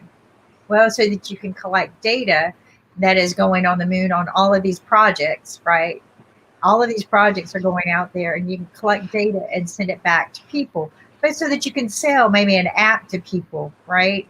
And people will buy into that app to get data from the moon. So that's one of the bids that I'm working on with a group of people. I don't know, my hand's everywhere. I'm sorry, I'm an entrepreneur. And if something sounds fascinating to me, but that might be something that you might be interested in, is taking one of your solar projects, right? Or one of your alternative energy projects and sending it up into space with either Jeff, Elon, or Richard. And like Richard, I went and sat down and spoke with his team at Virgin Orbit, and oddly, all of these guys, listen to where all their space centers are. All their space centers are in LA, where the NASA Orbit Center is, right? Propulsion Labs. So NASA Propulsion Labs. So you got to know these guys, even though they have their own IP, they share. So then they're all in Arizona, right? And they're all in Florida. In some sector in South Florida, right? Why these three places? Maybe because NASA exists, and I think Jeff Bezos is it Jeff Bezos or This Elon? company is called Blue Origin. The Blue Origin. Yeah, the Blue Origin is Jeff Bezos. Yeah. Launches occasionally out of Houston, Texas, at a ranch in Houston, but Texas. But Bezos is not so Virgin. So Branson and Bezos, they are not launching industrial satellites, commercial. They're actually, their plan is to send people to space. So their program is relatively smaller. Yeah. What we call is payloads. So their payloads are not that heavy. But what SpaceX does is like high-end defense satellite launches. Actually, Right. interestingly, India is one of the cheapest satellite launchers in the world. Yeah, I can imagine, because you guys know how to do things cost effectively. Yeah, it's fascinating to me, like you mentioned, the payload, right? That is very, very important, because when you apply for these grants for the product that you're going to ship up with them, which is really cool, because once you get a product up there that's went up there for the first time, that's never been before, you get to sometimes put it in the big museum in Washington, D.C., right? So then you get to go do all these cool things and a little ceremony, and you were first in space, right? To do what you're doing, not the first person in space or the first project, but you're the first for what your project is. And that might be something that we can help you do as a team. Like, let's maybe IBMTV, and we all get together and we send something up in space with one of them, or all three of them. Richard Branson is wanting to do the first phone call from space. See, that's never been done. A real telephone call has never been done from space. So, Kimberly, I think that I agree with you, but I think that the endeavor of my life currently and for the next few decades is to work on climate change, because and I believe that I have very simple, very cost-effective ideas, and to be honest, none of those ideas are mine. As in it, I am connecting what already exists. right. Like there are technologies that exist in fragments. My innovation will be to bring all of them together and tie them up in a business model. Because unless you have a business model, these things can lie down forever. For example, last time when you were here, I told you, in places like Texas, in most of the southern United States, your major electricity load is in air conditioning. Yep. So we are building 100-ton air conditioning completely powered by solar without batteries. So we will be storing ice during the solar hours. So when the sun sets, you actually get cooling energy from ice. So you don't need batteries. That's age-old technology too. We used to do that it's just, well, here's my thing. Why are we not using geothermal, right? So why are we not taking the cool air from under the ground, like putting something I'll down tell you why. around I'll tell next you to why. each Because home? there's a technical reason why. Because for geothermal, you need a lot of piping and a lot of area that basically has to go deep underground.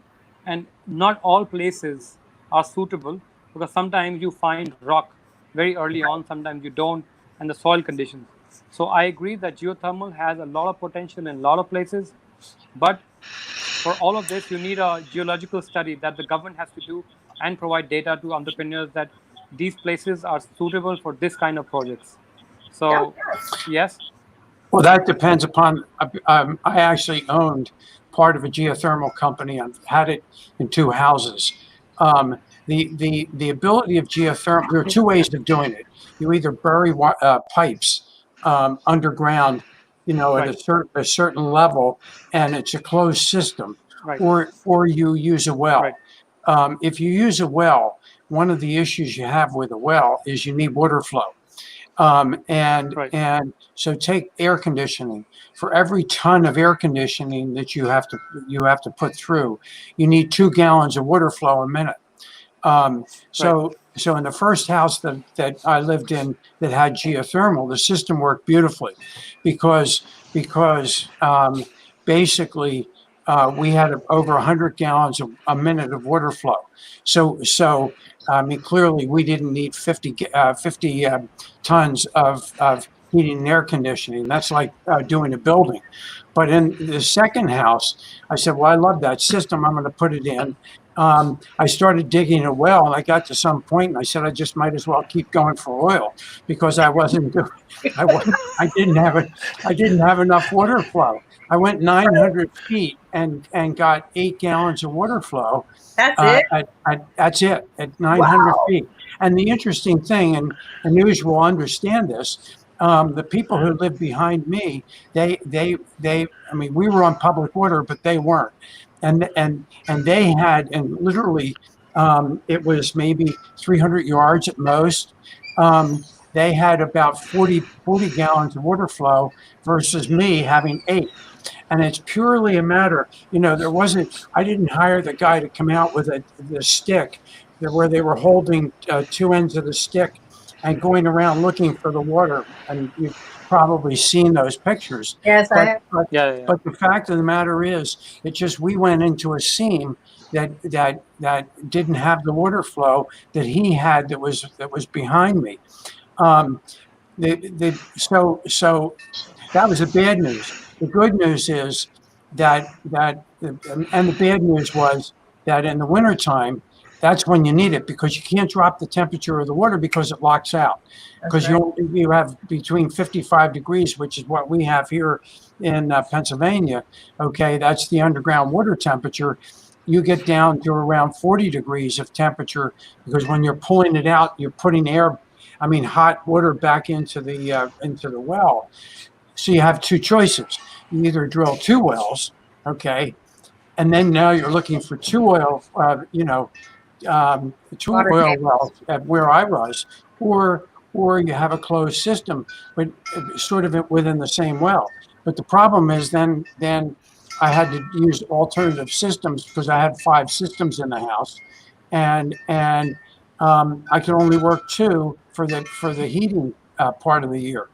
But for air conditioning, you didn't have to worry about that, Right. because you can't you can keep taking the cool air out. It warms up the water, but that's okay because you can still warm it up a little bit more. So it worked perfectly for air conditioning, but it's I want expensive. to point out that Water Witch works because we had a well dry up on the property and we couldn't find water. We hired a Water Witch and found it. Really? Nailed like Wow. awesome water flow and great water. And so I believe in those water witches because, as we call them, somebody with a stick, it works. Right. I don't know how, but we've had we would always have well problems out here until we got that, and then once that was done, perfect. But I want to embellish a little bit. Gosh, I lost my train of thought. What was the last thing you said, Lynn? You mean about the wells and the closed wells, the fact that it works for air conditioning and not That's for, it. okay. So, in many cases, we have learned over the years that a water system of any kind will help cool an area, right? Mhm. But one of the world's greatest engineers for air conditioning, do you know who it was? The one who built Carrier? You're going to say somebody by the name of Freon or something. No, it was Blackbeard. Blackbeard, Edward Teach was The the pilot? first. Yeah, he invented the first air conditioned home. Really? Yes, he did. It's actually here in Beaufort, and he did it by the use of water.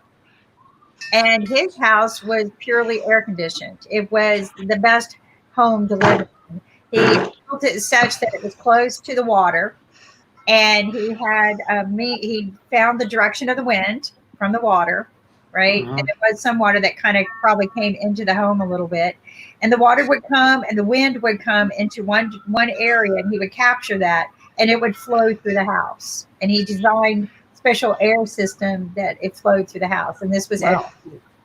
a pirate.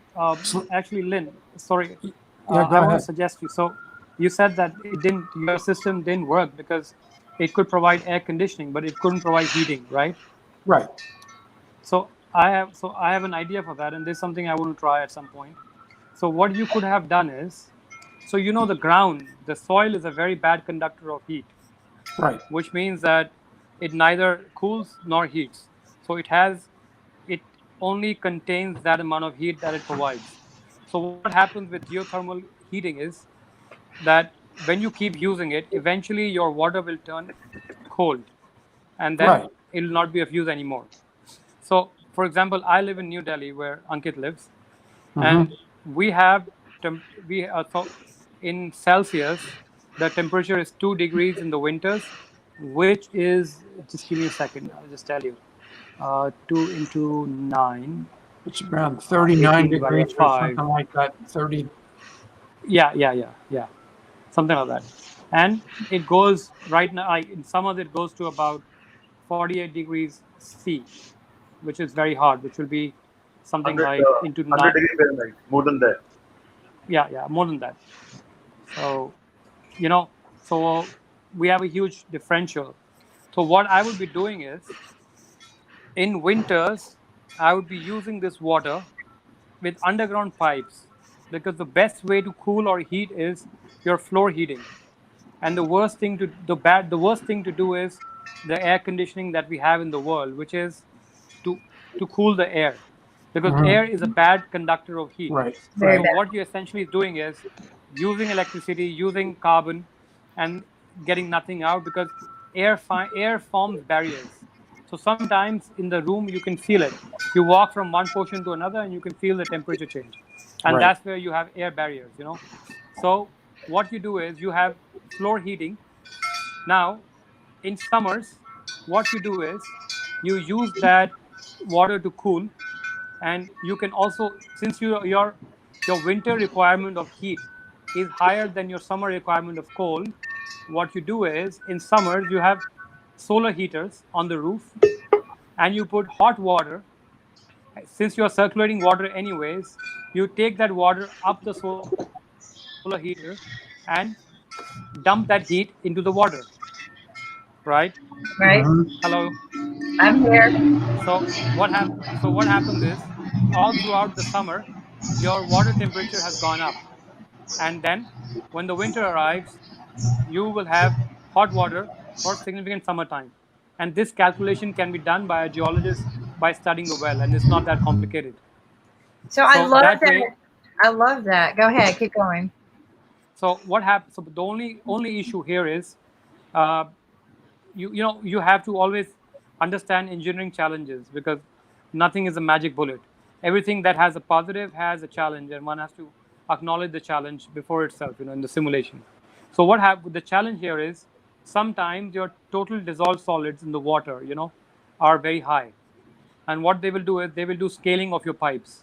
So what you will need to do is have a closed loop system, which is just taking the heat, and you have to engineer it in such a way that after a few years, if you have to change the pipe, you can easily do it without much retrofitting, or a part of the pipe that is submerged, the heat exchanger, what we call it.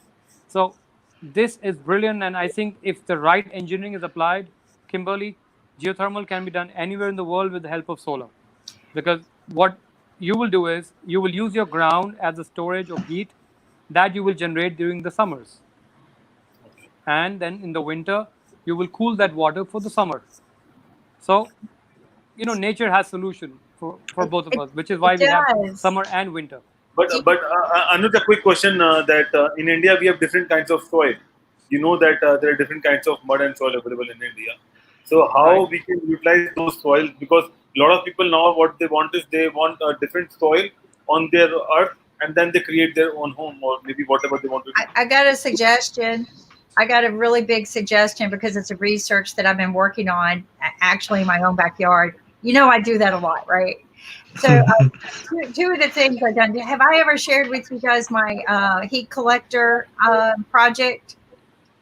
No, tell me. Anyway, my heat collector project, I reduced my winter electric bill by $30 a month, and Wow. I kept the house really hot, like very, very one area very, very warm, and I'll share that with you. But while we're talking about the ground, so have any of you ever played with composting?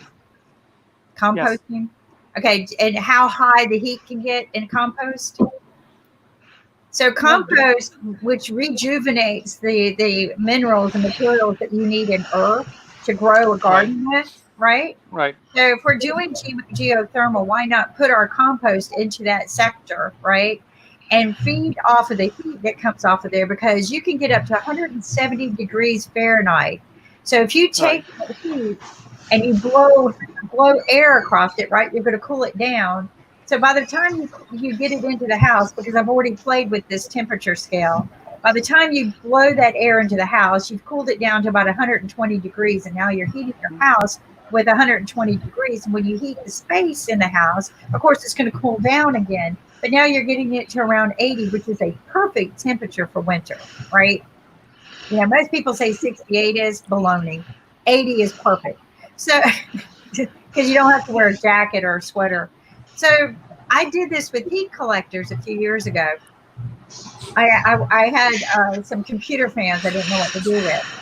And I took a bunch of beer cans that the boys left, and I cleaned them out, stacked them, and I glued them. I punched holes in the bottom of them so air would flow through them. And then I put them in a box and I painted them as black as you can get. And I put a glass cover over them and I aimed them at the sun, because I have a lot of windows that are just pure sun.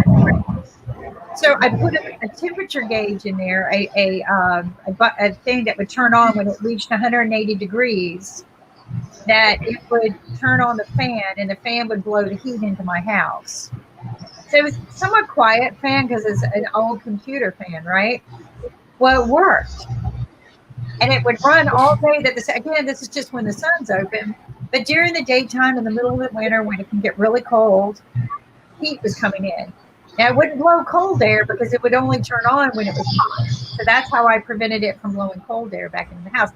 But I learned by heating the space that I had to heat, I needed to maintain 180 degree. I capture 170 to 180 degrees Fahrenheit in that container. So now I have two of them. I built another one since then.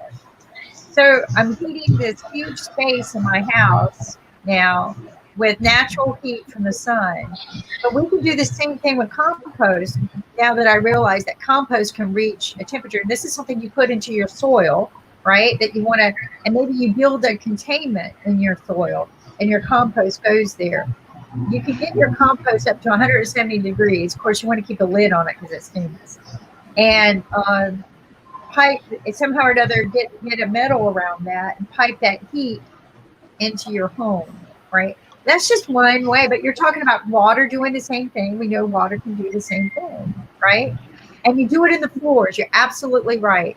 You put heat into the flooring, then it rises into the house. You're Right. absolutely right. Also, another reason is that, unfortunately, in India and also in Malaysia, I've seen that you have air conditioning where they put the air conditioning units on the top of the room, and then now no one. I mean, in America, you have, I know, very tall people compared to India, but no one is really more than 6.5 feet tall generally, right? So you don't need to cool the air that is above 6.5 feet. Right. But when you have this kind of air conditioning, I'm sorry. it first cools the air on the top of the room where no one lives, and then it takes a lot of energy to cool the bottom air. So what you do is you have underfloor heating, and if you want, you can have blowers that can blow with a Blow the heat. with the fans can be designed that can only blow up to 6 feet air, so that you only cool the area which is 6 feet high from the bottom. And that way, I really think that I work in renewable energy. Solar is my business, but I'm very critical of just going about it in a brainless way like a bull. Oh, let's cover the whole land with solar panels, put it in the grid, and let the energy go waste. If we could have, I don't know how many of you guys are actually from computer science. I know Ankit is, or electrical science.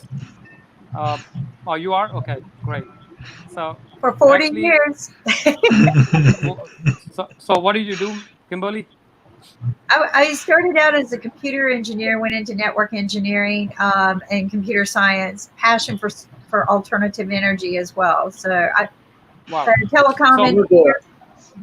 So Anuj, Right. if you talk about the panelists right now, so Kimberly is having 40 years of experience as an engineer, and we have a PhD scholar, Sharif from Malaysia, and then we have a serial business entrepreneur. He's doing business for past 50 years, Lynn Shepherd, and we have an investor from Australia, Billy Hill. There you go. So Willie, are you from Australia? Yes, What part? Melbourne. Oh wow. Melbourne. Okay. Because my father lives in Perth. Oh, okay. So I'm coming to Australia. I was supposed to come now, but I'm coming in January to launch my startup. Okay. Wonderful. Okay. So we are planning to do in Western Australia because we have very good solar radiation. So especially to provide energy to mines. We want Okay. to make mining green. Okay. So I'll certainly get Okay. in touch with you. For sure. Well, I I want to. want to share a little badge that we got for the first. See, people don't believe me, but we got the first Wi-Fi into space. Oh wow. Right? Wow. How many people have one of these badges? I want to put it on a jacket I can wear every day. Right? Instead, I just don't put Great. it on anything. I just put it right here. But Kim, how about putting it as a banner on one of the white T-shirts? Well, because I want to that's a wear it better all idea. the time. I want to wear it. I'm gonna put it on a necklace, right? Kimberly, I think this is an encouragement, and I wish you luck with getting many more batches. So you No, can I put just in one of your shirts and work on getting the next one. no. So- What I want to do is get my own product up there. So maybe we can come up with an idea. So the reason why I know what you want to do, you want to do energy that's for the earth, but sometimes when you do projects for space, it gets funding and it gets a lot of attention.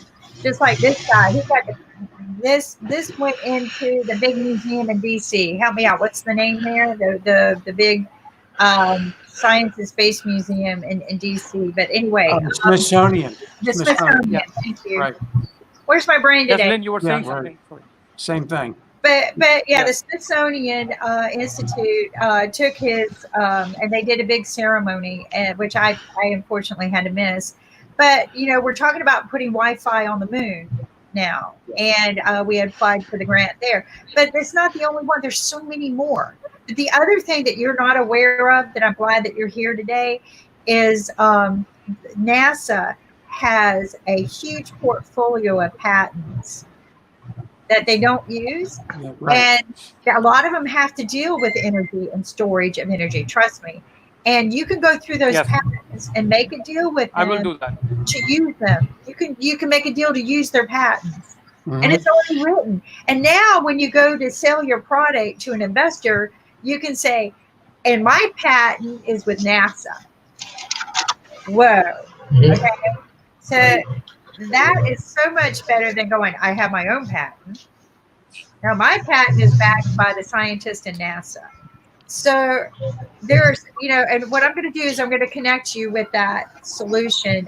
Did we show you the video of the water and solar resource I have? Did we show you that? No. And should I share that with him? I'll message you my email on the face. We can Sure, share sure. on Facebook. Okay, I'll share that with you. It's a solar power generator and water filtration system. So it provides portable solar energy wherever you want it. I use it as a backup at home. I actually turned it into another kind because I just got to be careful because I don't want them to come arrest me. But you think I'm joking? I'm not. But it also It was designed to filter water and make water clean, and a lot of people don't have that combined solution, and I think that's very important for any living environment, right? I think I know about it. It works on. I think it has a. I think so. I'm not sure. Maybe it's that one. It Let's can see. filter ultraviolet radiation from the sun and focus it on the water. So if Well, you I'll have show- UV radiation into the water, then Hold most on, of the I'll show bacterial you. matter will die. Hold on, I'll show you right now. I work with this guy. He patented this. I'll just go ahead and share it if you guys don't mind. It takes about a minute and a half. And I want to get this launched. I'd like to see this going somewhere. Let me make sure the audio works. Anyway, I'm Well, getting India has a good. huge problem with water. Here we go. Let me know. An all-in-one off-the-grid survival system. HOPE stands for water, purification, energy. This is a solar water purification system, solar electric generator, and water pressure system all in one. Drinking water and infrastructure is likely lost when a disaster happens. The HOPE system addresses these key issues. First, we have the water purification of the system. Totally self-contained and powered, this system can be taken directly to a contaminated water source. There, the water can be cleaned and purified, producing only the finest quality water to drink immediately or be stored for later use. Now, local ponds and swimming pools become a survival water resource. The system utilizes various water filtration techniques, consisting of micron filtration, carbon filtration, ultraviolet, reverse osmosis, and alkaline are also produced. In total, the system can produce 3 types of water: purified water at 2.5 gallons per minute, reverse osmosis and alkaline waters at 4 gallons per hour. In most disasters, water contamination usually kills more people than the actual disaster. The next key feature of the system is the ability to pressurize water. This feature allows you to reestablish water pressure in your home if pressure is lost from the utilities. Now water can be drawn from a swimming pool or other resource, then backfed into a standard garden hose outlet. Water pressure is then reestablished, allowing for toilets, showers, and sinks to run as if they're on the utilities. Use this feature to create pressurized water off-grid. The system is also capable of drawing water from the resource to fill containers, pump water from one location to another, or simply water gardens. Power generation is the final feature of the HOPE system. Energy is produced to run the entire system for both water purification and pressure. Additional power is produced, allowing for both 120-volt alternating current and 12-volt direct current. Now you have a portable solar generator, capable of charging cell phones, laptops, power tools, radios, and more. Also run TVs, home computers, lights, small appliances, and more with the onboard power inverter and 12-volt DC plugins. The HOPE system was created to address key components one might experience in a disaster situation. Purification of contaminated water resources is the core of the system. But with the ability to create power and pressurize the water, the system is made to bring back comforts of those lost in disaster or power outage. Now you have a system not dependent on the power grid or public utilities to provide basic survival needs. Find out more at www.h2opesystem.com. Very nice. So maybe we can combine some of what it is Mr. Armstrong. to what you're doing. I And think. he does not want, he does not need any more time, so I yield back. Thank you. Oops, sorry about that. Somebody just threw up Trump's conference today. So anyway, So, but what I'm talking about is maybe we can combine some of that with what you're doing, right? So that you don't have to reinvent the wheel. And in his system is an ultraviolet light that purifies the water and kills, like, contaminants that kill people, right? So when he built the system, he built it with 2 filters. It's also got alkaline put in it, which helps reduce cancer. And I'll give you a little simple story here. He used that one box to build his own store with. He did not have any electricity from the power, and he used all the power tools he had off of that one box. And he never had a utility company come in.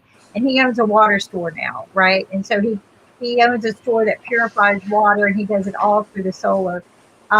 Is one of the states that they just started putting in place the law that he can't do that anymore, but they didn't have that law when he started.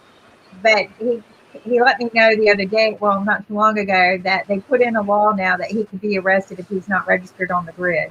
So, but he literally built that whole store with that one little portable box, and no electricity from anywhere, just there. So there are solutions if we, again, kind of combine them rather than reinvent them. I love the ideas working from the earth. I think there's energy in the earth we don't tap into, right?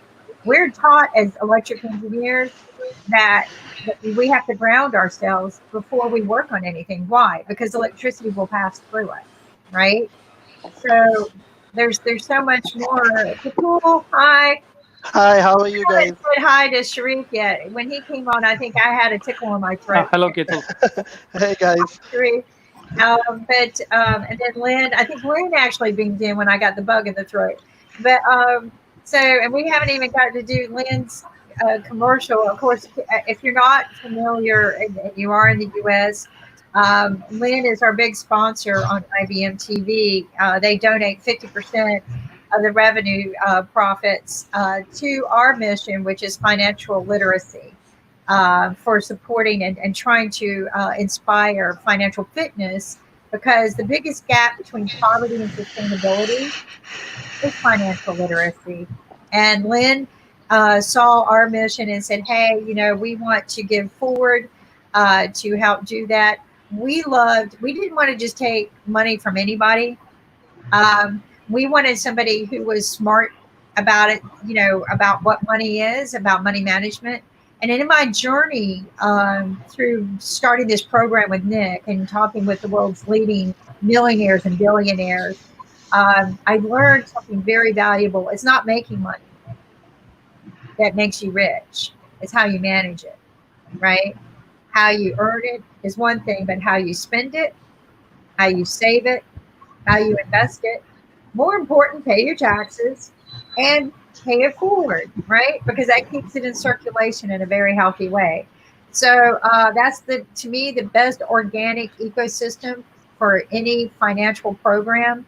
And Lynn meets that because their Family Dollar store is very smart shopping. You don't spend money going to a store, gas. Time is money. That's something I learned very valuable from the millionaires and billionaires. That time is very valuable. So I save a lot of time by not going to the store. I can shop online. Also, they give you bonuses for shopping, right? Hey, I'm a girl. Give me a bonus. I don't know about you guys, but I like bonus money. If you spend $25, which can be done, even though you're spending very little money, you get free shipping. And one of the things I learned about his dollar stores, they have name brand products and products that I like to buy that cost me $60 at the stores, cost me $2 on Lynn's store. Same product, same amount of volume, $60 here, $2 there. I mean, come on. With the $58 I save, I can go buy a new dress, right? Or invest in another solar box. My solar boxes that I build only cost me $40. And then I have to buy the pan. The pan costs me about, whatever. But anyway, so what I'm saying is that when you shop smart, you save money. These are essentials that a lot of things that the Family Dollar store offers are essentials that we need, right down to masks. And I deal in PPE equipment as one of my side companies right now. And I'm going to tell you what, you can get masks from Lynn cheaper than you can wholesale. Just, you know, you can get a box of 50 masks for 25 cents. $25. Or $25. I'm sorry, 25 cents. 50 cents. I mean, that's darn cheap. You can't do that. And they're the same box of masks my doctors are using when you enter their building. They before you come in the building, you have to wash your hands and get a mask. And it's the same box. I've looked. It's the same box. So I'm just saying that the Family Dollar store that Lynn has come forward to address not just the essentials that we always need every day: soaps, shaving cream for men, razors, clippers to cut your own hair. But they've also come forward with CBD products.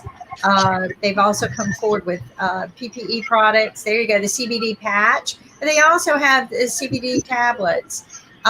They're one of few companies who managed to sell CBD without getting the purchase canceled, because PayPal will cancel purchases of CBD, and so will some of the other electronic payment systems.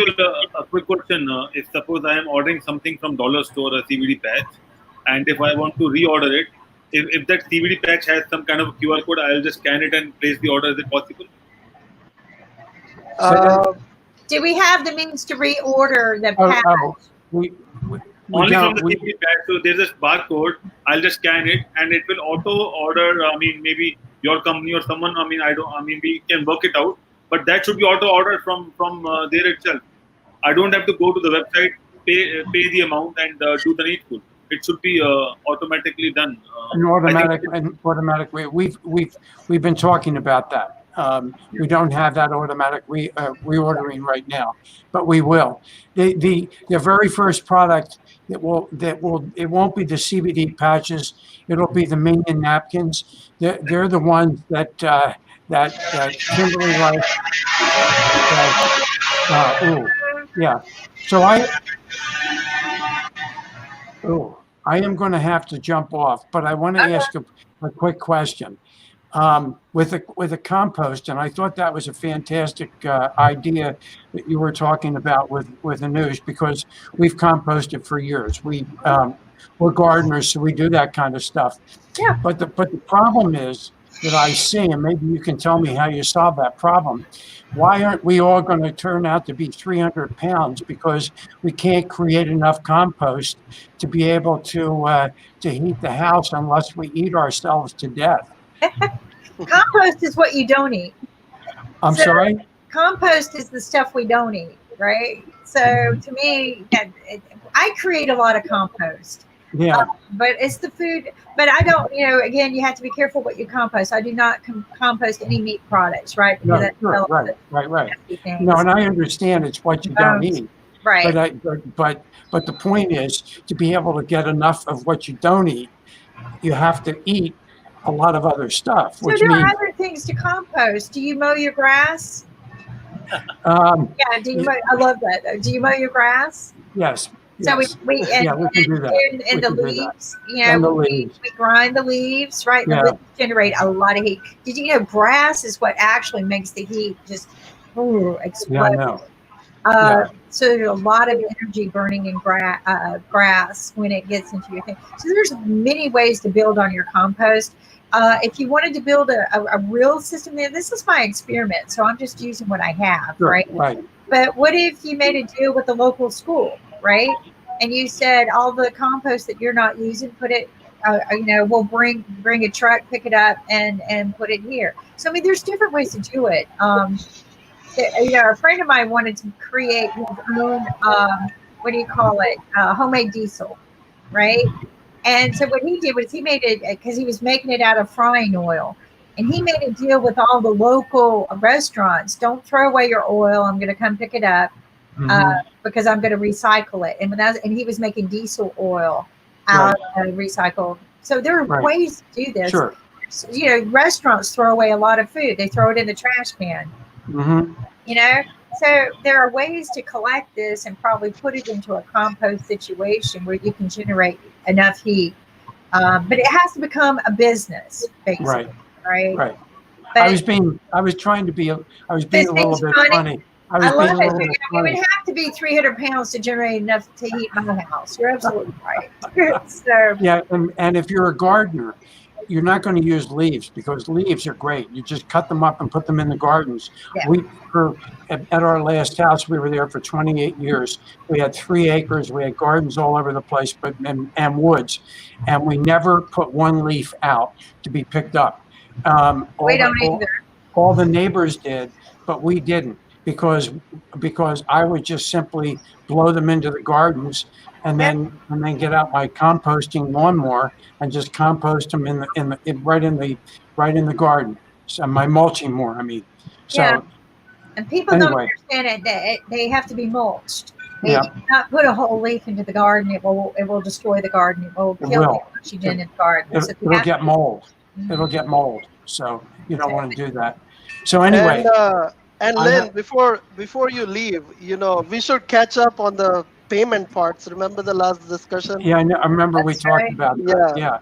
Yeah. So, I'm not gonna hold you right now, but yeah, let's catch up whenever you can. I'll put my my email address in the chat. So get a hold of me. But we make it real easy to get to the dollar store. If you go to IBM.TV, you click on the dollar store. And I'm having a little bit of technical difficulty, so I'm not trying to bounce my computer around too much today. But everyone knows, there are 4,300 items or more to shop at. There's no reason to leave home, and they have all the name brands they have. They have Johnson's and they have all the best soaps. Irish Pampers. Yeah, they got toilet paper. They were the first to get toilet paper. Right. So, yeah, I mean, so it's just, but the fact that they kind of stepped up to current needs and they got masks. And I do, if you need gloves, I have a distributor for gloves now. But they've got all of these things coming out. The CBD products, I think, are amazing. And this is what I tell people: it's so expensive. Go ahead. 60% of the products are made here in the United States. Unfortunately, at the moment, we can only ship in the United States because it's too expensive to ship out of the United States. But as Kimberly and Ankit, and I know Willie has heard this, and probably Sharif also, we're working on the possibility of doing online stores in India, ultimately migrating them to Malaysia and to Australia. Ketul, you can, or Kettle, however you'll have to tell me how to pronounce it when we talk. But anyway, since you're outside of Baltimore, you can have stuff shipped to you. And Kimberly, just look in your email because I sent you more bonus dollars. So thank you. So that's the other thing is being provided bonus dollars, especially for those of us who have our own TV shows, so that we can share them with our viewers. Right. And they get some bonus bucks for shopping and also watching. And we're going to give you little questions and homeworks to do to earn them, but this is not going to be that difficult. But this is, I shop the dollar store for my basic needs. But now, when COVID hit, I didn't have to go shop there. And then I found out they had minion napkins, and I'm like, okay, I'm hooked. But you can't. I just can't say enough. One, you can try CBD products cost effectively.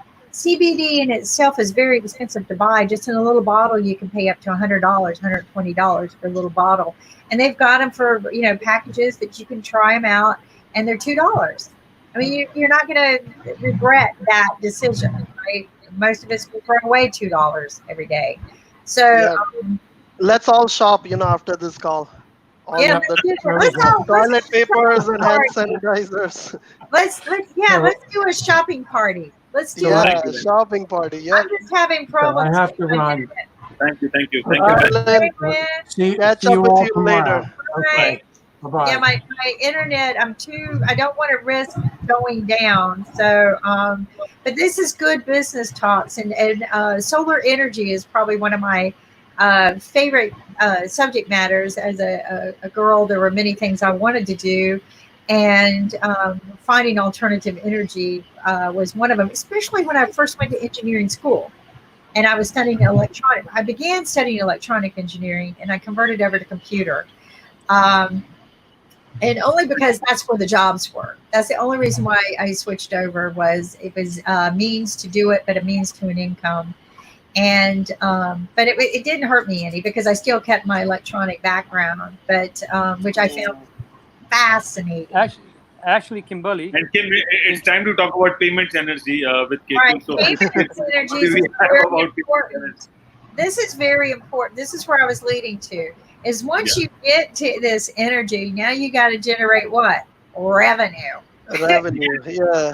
And And yeah, and actually, I wanted to understand like Ankit's question that he asked for earlier about the, when you scan the QR and Yeah, then yeah. you So, automatically yeah. buy, right? Is that like it depends on where you scan that, the QR. So, Is that Ketu, like on the dollar yeah, the fab? question is that people to buy a lot of stuff they have to go to the website of dollar store, and I'm using a product and suppose the product got finished, and I'm little lazy. I don't want to go to the website. So if I just scan something on that package or somewhere, I just scan it and automatically it picks up my membership ID or something, and then it places an order on dollar store, and they can supply it to me, something like that.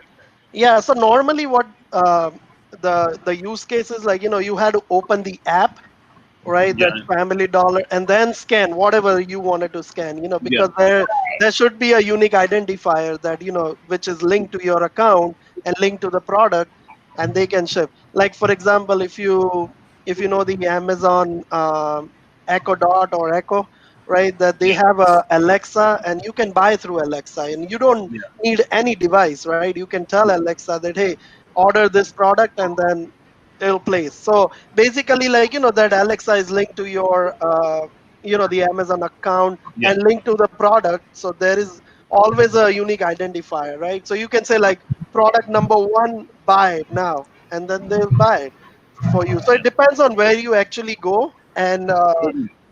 scan it, or even say, or even type a number. So like for example, if store doesn't have an app, right, we can generate an app, and Yeah, all the products basically linked on that app. So yeah, you don't need to go to the website, just open the app, scan whatever the product you wanted to buy, right, and then that's it, like, because all the order has a SKU number, right, yeah, that we can link yeah, to that. So there is a possibility, yeah, there are a lot of ways to do that. yeah. And there is one more thing that I wanted to talk about, on especially on today's discussion, that everyone's familiar with CCTV camera, right? Yeah. Now there is a new way to make a payment through CCTV camera. I was reading the article. Really? Yeah, so tell me where the article is. Yeah. in the few hotel systems, right, the lodging properties, like they have a CCTV cameras, and basically, like, you walk into the restaurants or you walk into the bar, right, basically they monitoring, there are two ways to monitor. One is like, through send the entire video recording to their servers, or Yeah. scanning the faces and send the images to the server.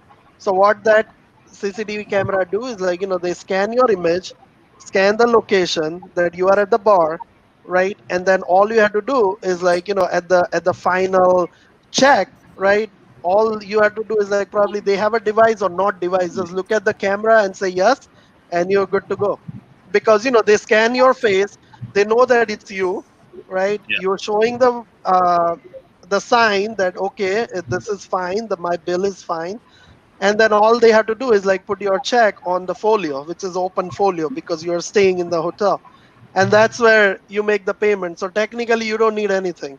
So that is a new way that they are doing it, and it's actually it's very like about to go live kind of solution in the market. So uh, that's one of the cool thing that I was reading yesterday, and I think it's pretty advanced, And Ketul, and what I've experienced is that I was staying at one of the best Western hotels in New York, and I didn't show up at the checkout counter. So they had a folio, it was open, and then they have a policy that if you are satisfied, just drop the key at this box, and yep, you are good to go. And if you yeah, don't that drop is, and if you don't drop that key, that means you have something to discuss. So then you have to go out and sort out your matter. Even though you don't need to drop the key, in the latest, so that is a very United States way of checking out, because they don't people don't usually like to go to the front desk at the checkout. So you know they So it was they not on the front desk. It was not on the front desk. So they have a drop key at the floor where you have your room. So yeah, once you go to the room, just drop the key and that's it. yeah, I don't even drop the key. I don't I just either. leave the hotel.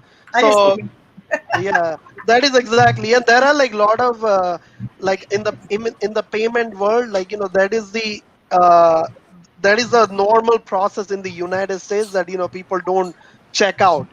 So they during the checkout process, like the all the hotel properties, they close the folio on that day, because they assume that you check Yeah. out.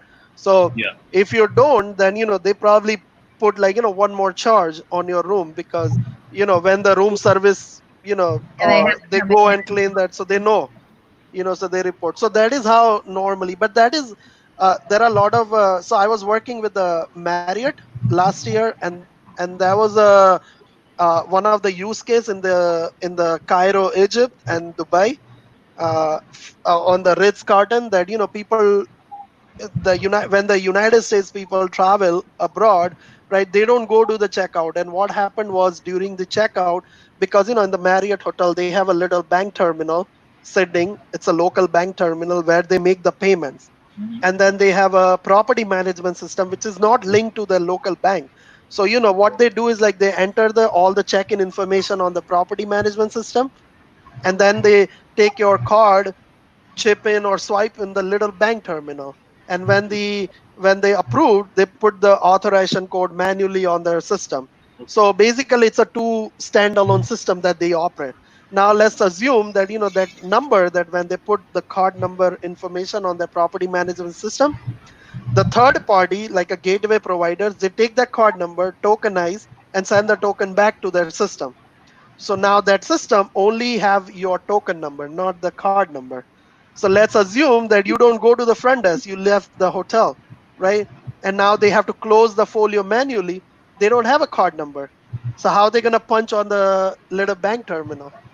Because they need a card number physically, or the card, to finish the checkout process. So that was a huge discussion that I was part of, and then I designed a little workaround for Marriott last year, and design a little standalone device. So what that device do is, swipe your access card. All the property champion, they have their card, right? So we know that whoever is authorizing or whoever is using that device is legit, because we are dealing with a lot of sensitive data.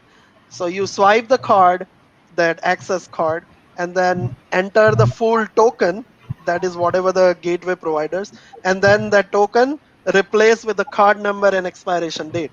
So they take that card number, expiration date, and then they finish the manual checkout process when somebody left the hotel, like Kimberly or like me, so they don't have the card number.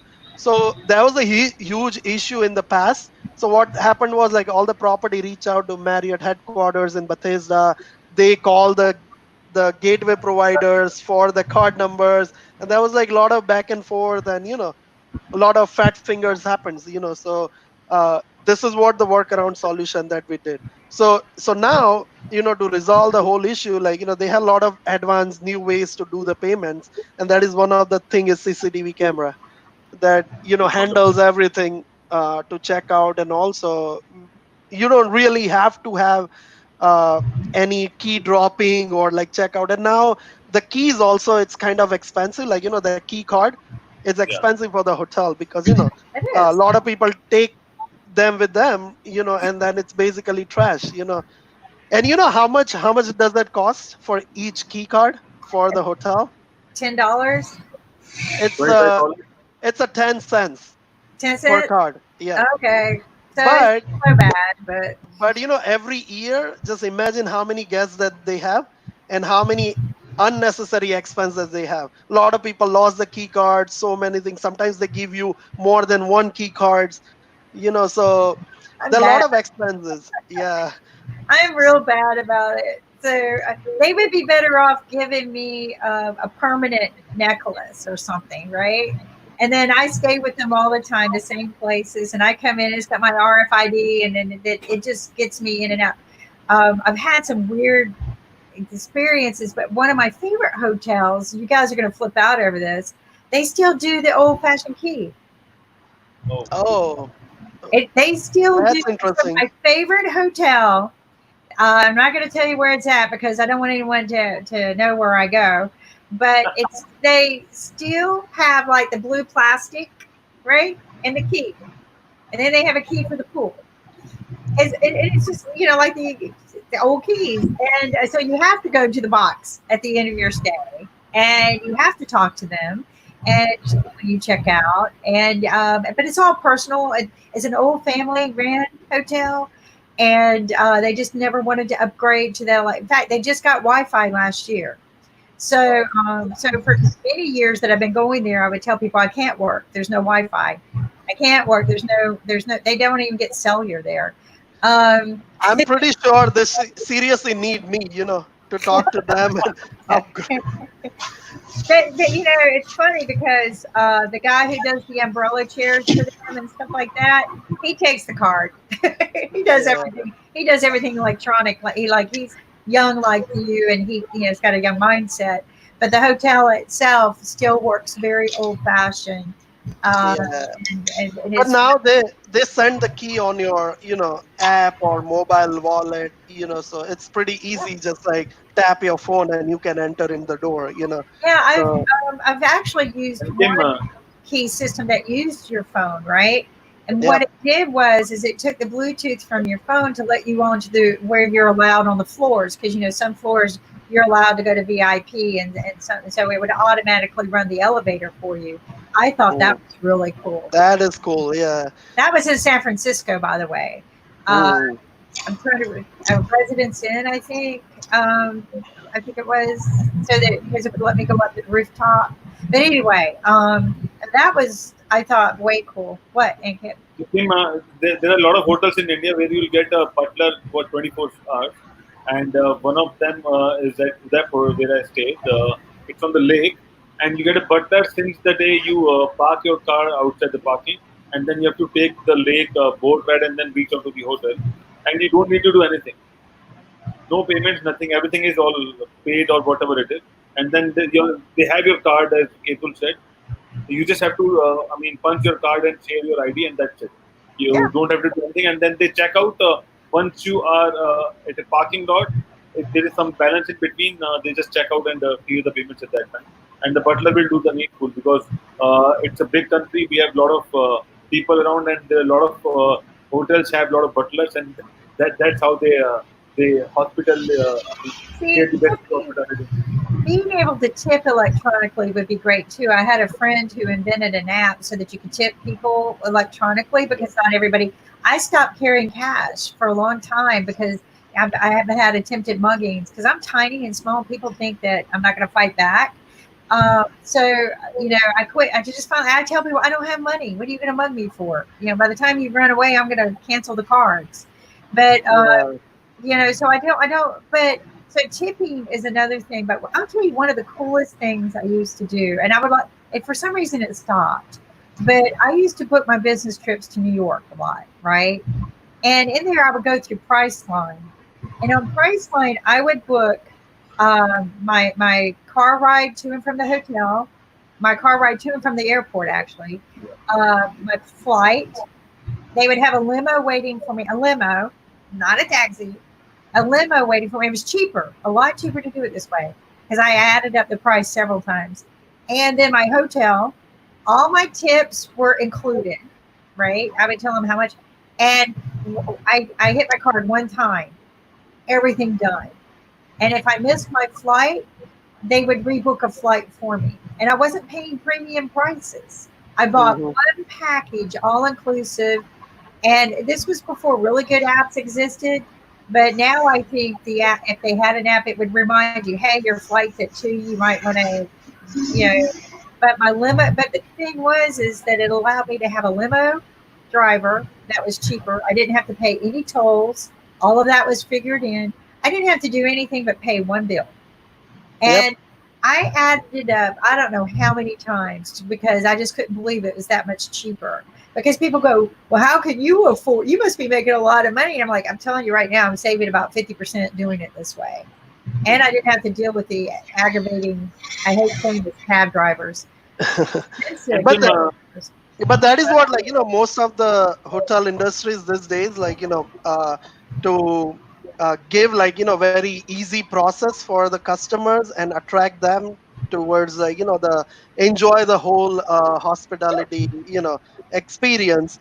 So that is what exactly, like, they do. Like, they even offer you, I was surprised, like, in Dubai, one of the big brand, like, Marriott's Ritz Carlton, it's a 6-star property in Ras Al Khaimah, which is a city in Dubai. What they do is, like, they give you in villa check-in.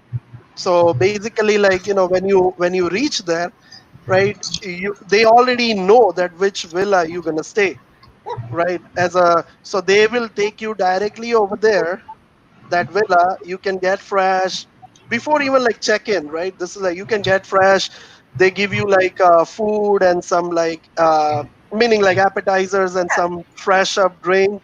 And then they give you, like, the check-in information, and little bank device, which is, like, connect with the cellular data. So they okay. take you in your villa, and all you have to do is, like, okay, you're checking in, whatever the card or the way how you want to pay, and then that's it. They leave. So technically, and checkout also, you just leave the villa, and the cab or the camel ride will come pick you up on your villa. So You go. technically, you don't need to see the front desk at all. The whole That's why I experience like is there. that. That's That's why I like wonderful. that And process. also, All I saw was the concierge. Yeah, Everywhere I went, the concierge took my luggage. I didn't have to do anything. exactly. Yeah. and They Kim, changed it. They Keval, changed. I was watching Sharif's show a couple of days back, and one of Sharif's friends visited China, and he just, I think he had opened the account in Alipay, and then he paid all the money through Alipay. Is that what Sharif he was discussing about? Which one? One of your friends visited China in January, and then he paid. He opened an account through Alipay, and then he paid everything through Alipay in those 14 days of the visit. I think you forgot about that conversation. So, so no, no, no. Okay, okay, okay. No, yes, I understand what do you mean. Yes, something happens. Even in Malaysia, specifically, like I'm just trying to learning about this money transferring and other issues. I'm trying to understand because yes, there are many. Sorry about that. Can you hear me clearly? Yeah, yeah, Yeah. yeah. Okay, so there are actually many actually immigrants and many other solutions. They are trying to solving this money transferring and this kind of thing. Even Malaysia actually tourist-based country. So many five-star hotels and the three-star hotels and many thing is here. So definitely, like example, uh, I think you have a very good chance. I don't know, maybe you have already business in Malaysia, but issue is that money transferring is a good issue. I'm trying to learning. Even actually, this session is very interesting. What I learned from example, renewable energy. Malaysia is a very good hub for that. Even the money transferring, many things happening right now, even in Middle East and the Asia Pacific market. So many things happening. I'm trying to But learn. Ankit, What I've understood is that if you are a traveler and if you are traveling to a lot of countries, and if you can have a kind of a temporary travel account at the airport, and suppose we sign up with Swiggy or Alipay or Google Pay or Apple Pay based on the country to country, and then based on that currency, we can just use that currency within for that particular vacation. That would be yeah. good to set up at So airport. watch the video on YouTube. There is one very interesting regarding Alipay, like how you pay Okay. in China, and it's super interesting the way they do the process. Like as I mentioned, like the Alipay done, like last year they done 5.7 billion transactions in 1 year. So and it's only in China market, that they did that much transactions. And the way they do the business is like, you Alipay is not only giving you the payment options, but is also giving you direction, map, texting, coffee shops. You can pay in Wow. anywhere, like bike rental or cabs, Uber. Like they have a different name, similar as a Uber concept. Like you can rent a taxi or cab. So everything you can do through one app. But So even then, any I'm surprised. Alipay is famous in China, but I've been to Hong Kong multiple times, and I have an MTR card which I can use at most of the places. People using Alipay, Google Pay as well, but it's not that. It's not the first prior or maybe first primary wallet transaction you would like to do. I mean, they have a lot of Hmm, different things, but I think China has more Alipay than what we have in Hong Kong. yeah. I just had an idea. So remember Dr. Yu telling us that PayPal cancels all, and I've seen this happen. PayPal has been causing all kinds of problems. But canceling his transactions for anybody buying CBD products and things like that. Maybe we can connect his business with the tool, and Yeah, the tool can provide him his electronic payment system. I mean, let's make that contact happen because certainly. I one. think we need to schedule a marathon meeting with Ketul and invite everyone who has some kind Yes, of business and absolutely. just Let's give do them Yeah, a it. Let's do definitely. I would love to do that.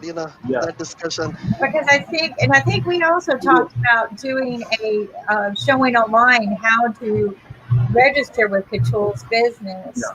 and getting payment plans. If you want me to, I could go to his website and we could try to do that, or we could schedule it next week when Ankit's We can computer. schedule it next week. Yeah.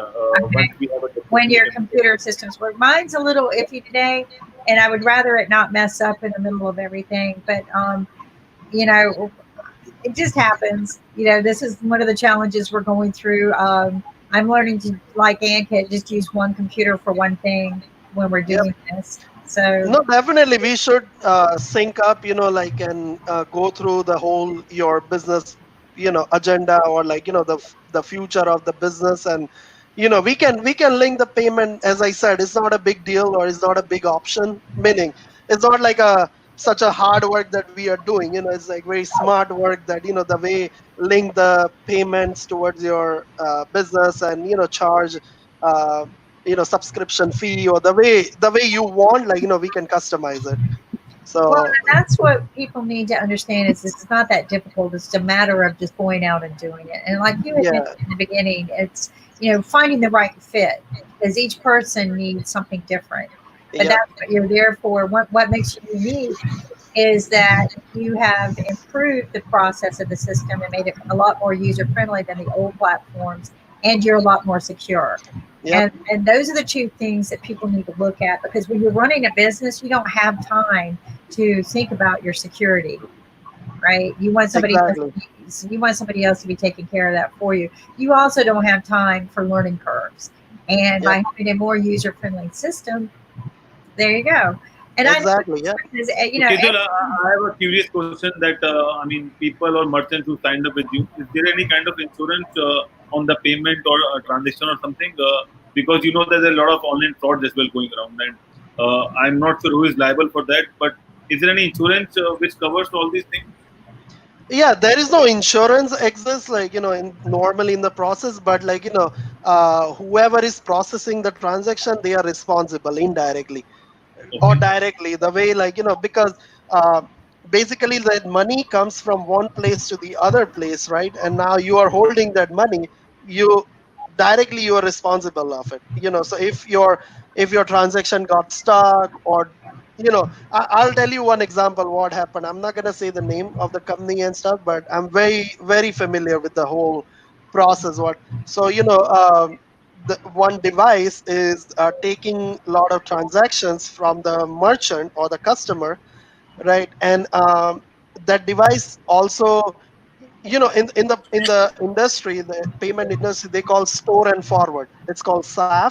So when your internet is down, you can still take the transactions and store it locally on the device, and then when you back on the internet, they Yeah. send that transaction from one place to the other place. Okay. So during one time, the internet went down, so that device is taking all the transactions. okay, and save it in the local space. And what happened is, by mistakes, somebody upgrade that device.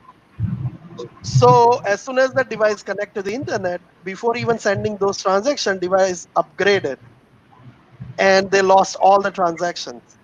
So imagine that the customer or the consumer, like, they already get their product, they left. Now the whole money is stuck because, the merchant won't be able to settle their transaction because transaction is lost. So who's responsible for that? Is that the whoever provide that solution, the middleman, they are responsible, and that the company write a huge check to the merchant. So technically, there is no insurance, but you are responsible because you are the one who's taking the payment. So there are a lot of other ways to do the store and forward. Not like you don't need to store that on your local device, but like, all the smart devices now available who takes the cellular chip enable. So as soon as your internet is down, it enables the cellular data and send the transaction live. And that's where you can reduce the risk of that store and forward. So there are a lot of ways to do that, and whoever is processing, they are responsible for that transaction. So if you're, let's say, like, your Okay. $1 million batch stuck, then you are responsible to settle that transaction no matter what. So, Kibir, a quick recommendation. Maybe we are discussing about bandwidth since a couple of days on our show. So, whenever you sign a merchant form or whenever a user is signing a form for a merchant, maybe for some transaction, so you have the details like name and phone number and mobile and all those things. Yeah, This could be a column for bandwidth as well, because if the bandwidth goes down, someone will lose the transaction as well. What do you think? someone will do the transaction, you mean to I say? said if I'm a merchant and if I don't have a good bandwidth, so there might Hmm. be some issue with the transaction. So you should record the bandwidth as well, that how much bandwidth that particular store or that particular area have, and based on that you can run the transaction. If there's a low bandwidth, so you have to share some kind of notification or warning that the bandwidth is low and the transaction won't process at some point of time. Is it something on which you are working on? So, when we sign up the merchant, like, we clearly explain them, like, how your system will work. So definitely the number one thing is like to have a high speed internet, because without that, you're not going to be able to do the business. But now That's it depends on the merchant, the way how they want. Like, so for example, there was a customer, Seas Candy, if you know, in the US, like, it's a very seasonal business. So Seas Candy is the one that, say like, oh, I know, because they use normally the mall internet, the mall Wi-Fi, because they are in the mall. So they know, like, there are a lot of issues with the bandwidth. And when we signed up that merchant, or any merchant, like, we explain them that clearly that, you need a store and forward, or you need a cellular data enable, because, if you don't trust your internet, then, we are not responsible for your transactions. yeah, Because, let's say, for example, you don't have internet, so there are two ways, like, that transaction won't initiate. So technically, they won't be able to do any sales. So the yeah, transaction is stuck there, right? So nobody's responsible, is they are losing the business. But if you want to move forward with the transaction, even though you don't have internet, then there are a lot of other ways to do. So we don't really like check that internet connectivity, but we clearly explain the whole business use case, that, like, this is what the possible solution is. So that's why I mentioned, like, many times on your show, to educate the customer is most important thing, because they might don't know, like, that how my business will affect with the whole thing. So we educate them, it's their decision, the way they want to process.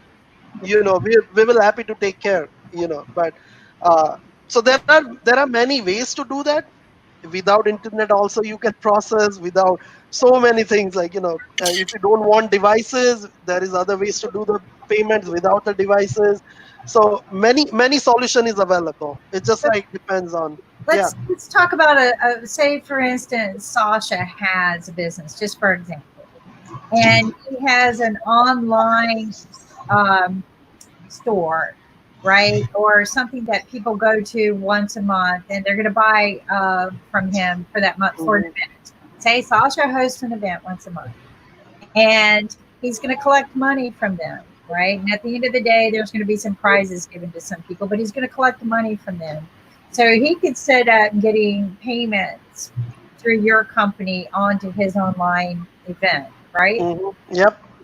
Okay. So basically, like when he has a website or any online platform where he collects the money, we can link the payment process so that money is, instead of him is taking it, we will take it.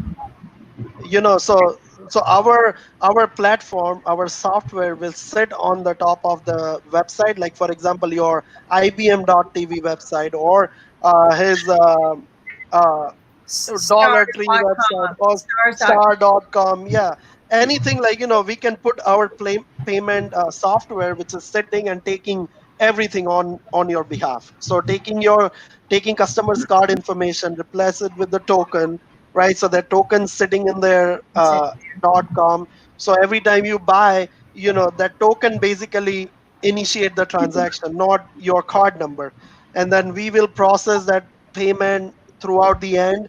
And then you take your money on your bank account, right? And you don't need to worry about any PCI scope or anything, because as soon as somebody put the card, we take that card and we replace it with the token. So you are basically out of PCI compliance and anything. So So that's awesome because PCI compliance can be brutal. So yeah, that's exactly. perfect. I used to, so, my engineering background and telecom, I actually got into cybersecurity, but part Yep. of that was that big movement of PCI compliance, which people don't understand, payment card compliance, right? Exactly. So, Yeah, and there are even so many things that people don't understand, like local mom and pop shop. Like they even like put the card number written on the slip of paper, right? people Or do that. yeah, people do that. They don't know, like what, how effective this is, or like Right. for fraud and all that. So this is what we do. Like our payment platform basically take all your data, right? All the customer data, and then replace it with a token. So you're basically out of any danger, there. And that token is basically like not, there's no information in the token. So even though if it's uh, somebody hacked that token or something, it's basically useless Right. They unless. can't get the, and that's probably one of the best PCI compliant tools I've seen yet. And this, Yeah, because to replace it with a token and then you're invisible, it's kind of like putting up a wall that, but everything transacts after that. What if say Sasha's clients are from all over the world? Does it matter? Different currencies and stuff like that. no, so that's why, as I mentioned, that it depends on what company you are choosing to do the payments. uh, because if your company is local, right, in the United States, then they're not able to take the payments outside any other currency but the dollar.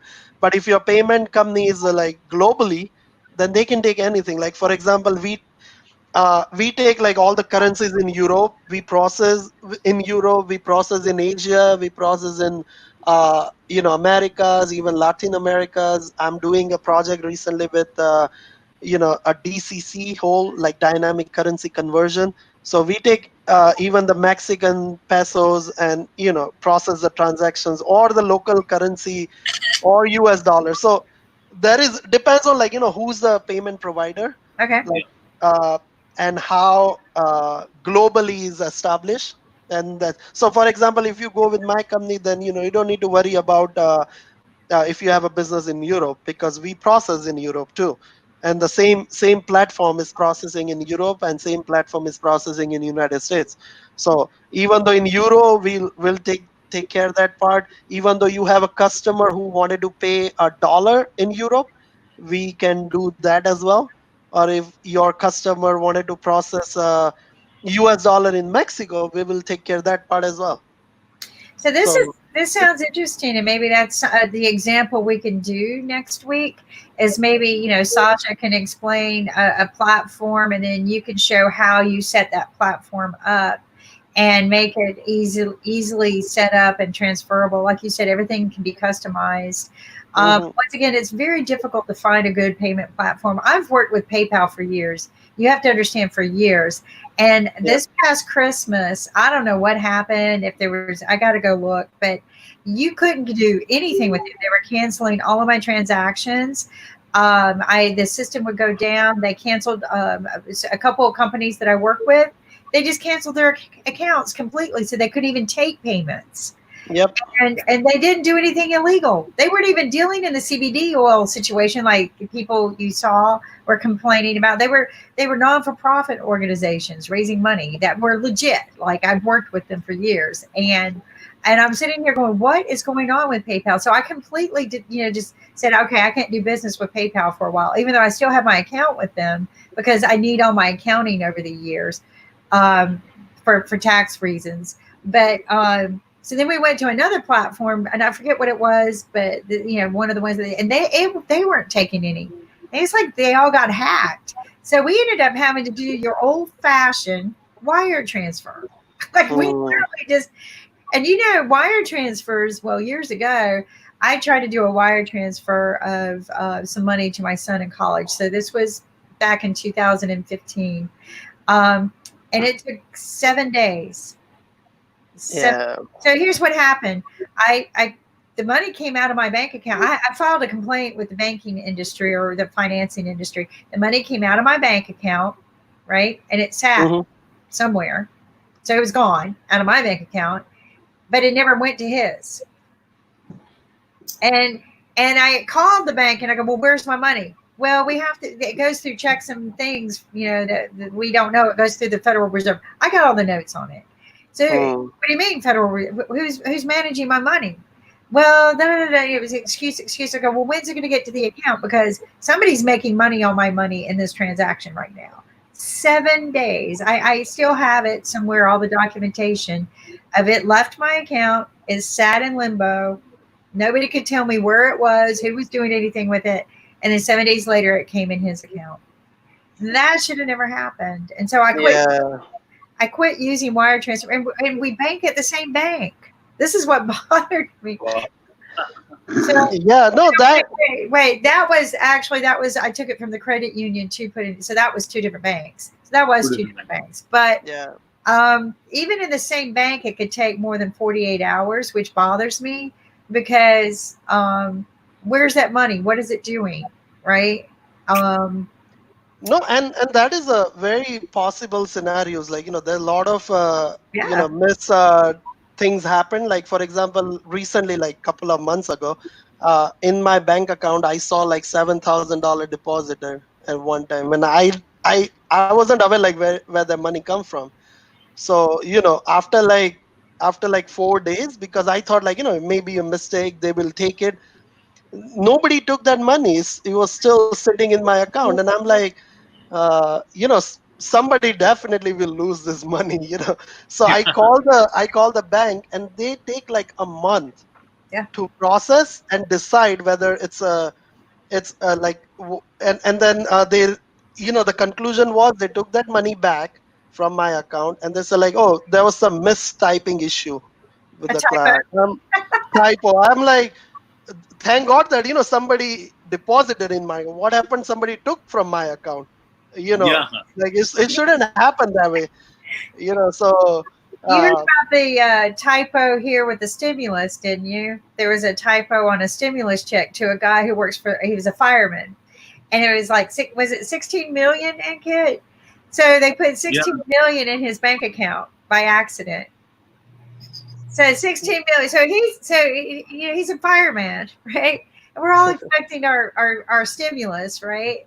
So he goes to the teller to the teller bank, the ATM, to get money out, and the receipt shows $16 million. So he had to hit the account again because he thought, so did I get the guy in front of me's account, right?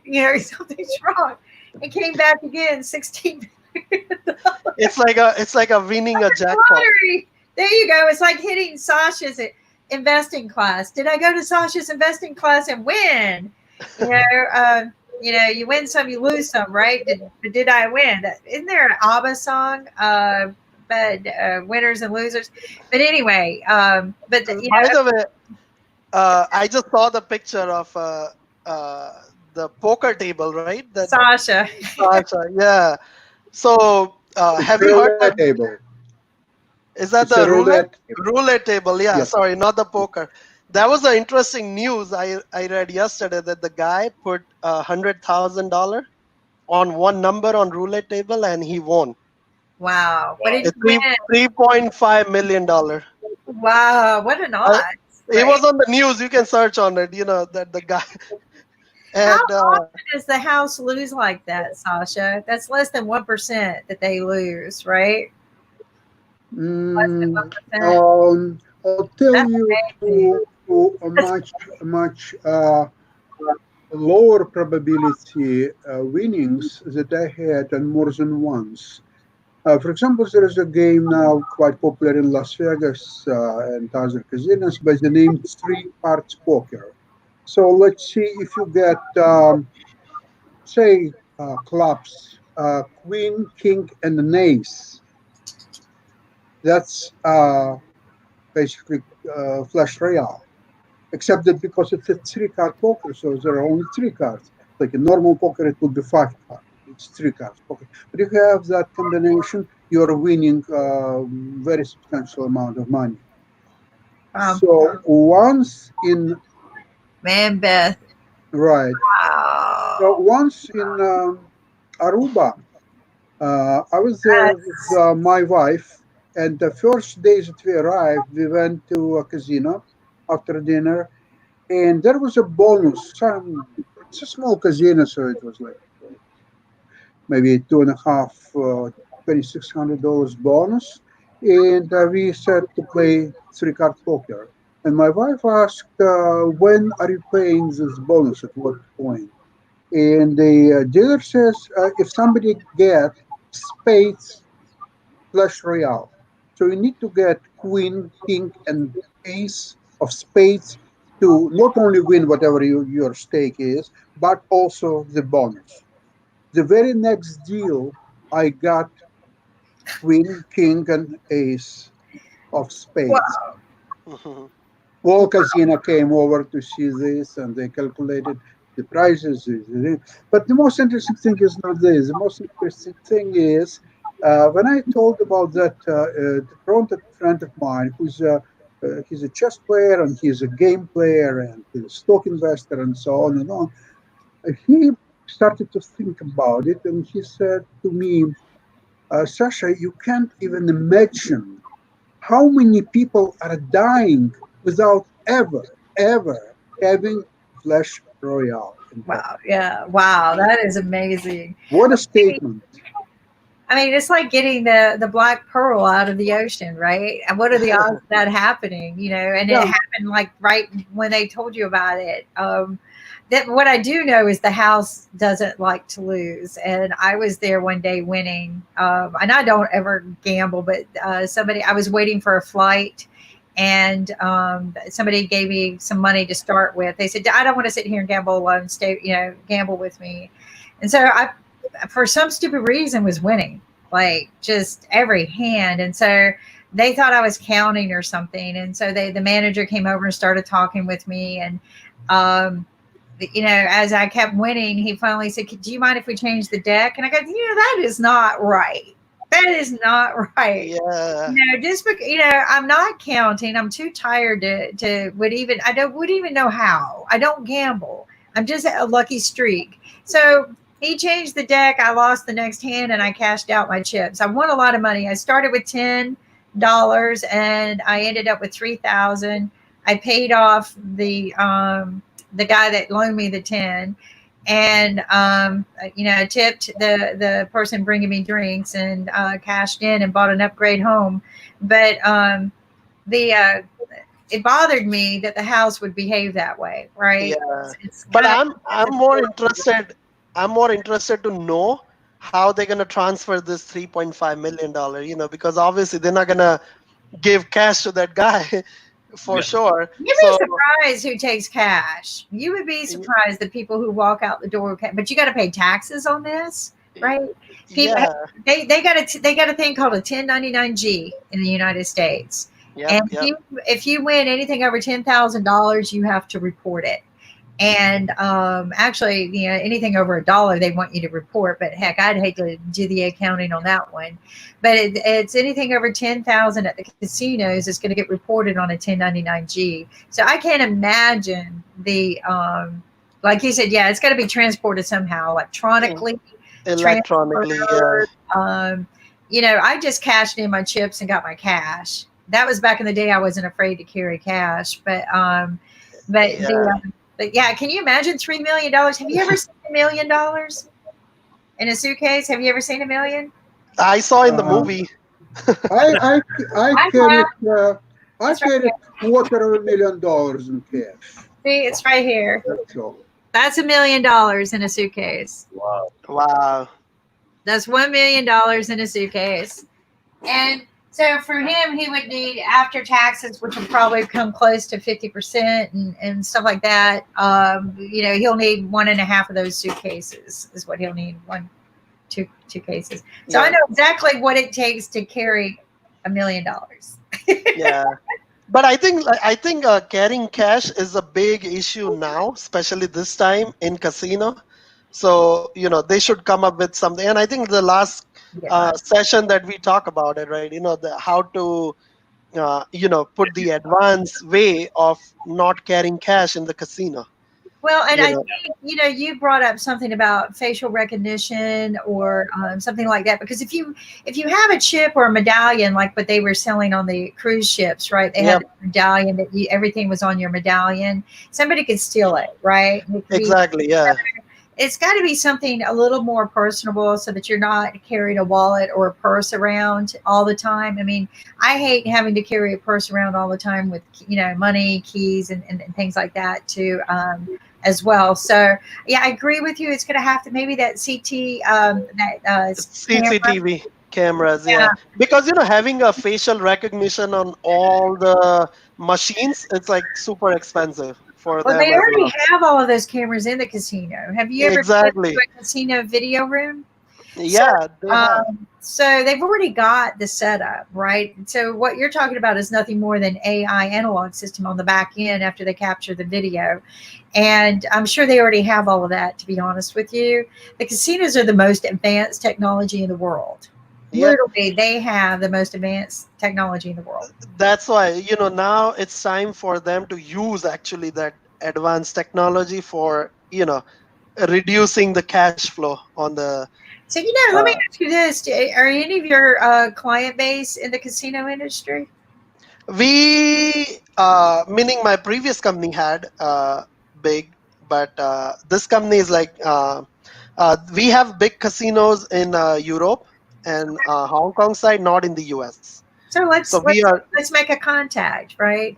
Exactly. Yeah, we are open to talk. And I was discussing with a few casinos recently also, but we don't have any on the right now on the platform.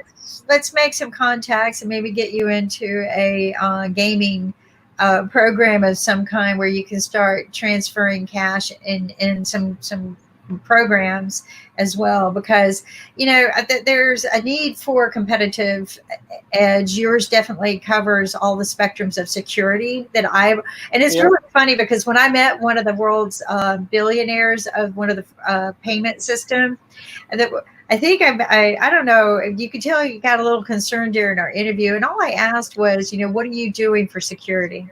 Mm-hmm. Yeah, that's a very big question, for most because that was my background, right? That's why Nick kind of brought me on board, not just for security, but engineering all the way around. But I have been working in PCI. I've been speaking tours from anyone in the payment industry all the way to law enforcement on payment securities, on security of cybersecurity in general, and it was funny because. Oh my God, his eyes, and I kid you not, like within 12 months, he hired a new CTO. He's got, a CISO, and, because all of those things came into play. But it told me how serious that is, right? It told me that the look on his face was like, I felt like he felt like I was trapping him and I wasn't. I was just curious. What does a payment industry people do for security? I wasn't trying to catch him. I wasn't trying to pull the rug out from under him. But you hit all of the spectrum. No, that's why I said like the security and how advanced you are in terms of technology. That is two major thing, to survive in the industry, right? And you have to know that both the things very well, to communicate to the customers. I got a big one. What about donations? Companies that are non for profit or raising funds or charitable funds. Do you do those? We don't have any such customers, but as I said, like it's a payment piece, right? So right, so if we have a right, like if you know the connection, and if we talk, and probably like if I have to link my payment platform on their website or whatever, like how they're gonna take the charity, right? We can easily do it. As long as this is the only thing is like the connection, like we have to make that connection so we can start talking about the payment parts, with them. So as I said, it's not impossible. It's just like we don't have any such customers. Like mainly like our focus was on like mainly on lodging, retail, and restaurants in the Well, past. yeah, So that's where the people made the biggest money. yeah, but It's a now whole open market. now even like any data also we can tokenize. So not forget about the payment. Like if you have a lot of customer data and you are afraid to store that on your system, like there's nothing to do with payments, but still we can provide a service that like take your data and tokenize. And it's So safer that way. It's much more safer. I mean, this is yeah, what I told the IRS they needed to change their system for collecting money, because right now the IRS is a hacker's dream. It is. So first off, they keep all of the financial data that they force taxpayers to send into them. They're not supposed to be doing this anyway. And it goes on an external cloud owned by Citrix, which we all know who Citrix is, right? Citrix is, so now you've got all the data that I kept on separate banks and financial industries, all my ID data, my social, everything in one place. In one open door place. And they do this with everyone. So I was being penalized because I refused to put my information there. Like I just like, no, I want to do the old fashioned way. Well, everyone does it. Well, everyone's an idiot. I did. I said that. I was like, well, everybody's an idiot because all your data. And I go, what a hacker's dream. Oh my God. It's a jackpot for them. hacker, I would be in that door today. Literally. That's where it's a jackpot for them. It is. So I'm sitting here thinking this would even be a good platform for them, because now you're tokenizing all that information and the hackers can't see it. And or that's just that one extra layer you need. And that's why exactly I said, like the payment partner, it doesn't mean that we have to only deal with the payments. We do a lot of other things, like tokenize only service, right? So where payment is not involved, we just like tokenize, give you the token, and then that token you can keep it. Like for example, a lot of county database has a lot of customer information, right? So where they store all that information, in the local machine or local servers, that's where like we come and play, like hey, let's take your data and we'll tokenize. So I'm also looking for the customer like that, or the client like that where there's nothing to do with the payments, but still we can offer our advanced platform to store your data. So there are a lot of other ways to do that. And I'm happy to collaborate with anyone, like, or any discussions or any client. If you guys know, like feel free like to add me and I'll jump, discuss, connect. Parking payment programs, that's where we need to connect you, because that's a big business right now. Everything's going app based for parking, or 1 meter based, but I like the app based because you don't have to pay at a meter. And you can like add to it while you're gone. So if you're stuck in court or in a meeting and you go, oh, how this is going to run, you can add. So to me, that would be, and there's plenty of those that are growing right now. So maybe making you connect that dot, we can help you do that. Like a park mobile app, in DC. It's very famous. That they take you can extend your time. You can pay through app. All you have to do is like scan that QR, or like put the parking number and put your license. They also have some loophole that that I personally face an issue, but other than that, it's pretty good app. That so as I said, we can design our own app too, in order to Well, we can do target that, and actually been bid on those contracts, right? Because the city Mhm. of Raleigh. Listen to this. It was so stupid. We sat in on a commissioner meeting, my team and I, 2 years ago, and we sat in on all the problems they wanted to solve for the city, right? The major problems of a city. And you know what? The first problem they wanted to solve. Okay, it wasn't like all the women being beaten in domestic violence and law enforcement getting. It wasn't that. Okay, that they're spending $80 million a year on. They wanted to fix the parking. Yeah, parking is a big issue in They some wanted to fix the cities. parking and payments. That's what they said. We want a better parking and payment system. And I go, wait a minute. And they go, well, that's how we generate revenue. Yeah, exactly. And that's and that's why now this facial recognition in parking is also very famous now, like going forward. That Well, everything's facial recognition, and I yeah, don't know if people understand this, but we are moving into what nobody wanted to do, like the movie Minority Report or Matrix, or yeah, that TV show that was on a few years ago, where they could see everyone and calculate in seconds, where predict what a person might be doing. We're moving into that age. Okay, exactly. Yep. you just got to get past it and understand that we are moving. Got a big Okay, we got a reporter that's out there, and occasionally he posts in about our show and what he's doing, and if he knows Yeah. somebody who might be able to do business with the people that are here as well. Hi, Zach. Thanks for checking in. So Zach's out and about meeting with people, restaurants that could be using your service and stuff like Mhm. that. So. But anyway, so we're moving into that world, right, where AI is going to be driving us more than we are. And so why not get the payment system ironed out? Yep. Start moving into that ecosystem, and start establishing better habits that way. And when you have a startup business, this is the first thing you need to think about. How am I going to bring that revenue in? Is it Exactly. because people don't write checks anymore? Nick does. Sorry, folks. If you do business with Nick, you got to wait till the check. When he says checks in the mail, it's because somebody texted me one day and they go, Nick said checks in the mail, in a joking term, that means you'll never see your money, right? And I go, aren't you lucky? You'll have your money in about 2 or 3 days. That's how he pays. Wow. But Yeah. but I haven't used check in like last 10 years or You 12 haven't? years. I No. have 2 hairdressers. I hope they're both not listening, because I rotate between them. But they, I love them both. But you always got to have a backup, right? And one of them, to this day, I've known her since 1994, and she has always taken a check and never will change. She won't, when everybody changed the square or whatever payment there was, never. To this day, she will not take a credit card.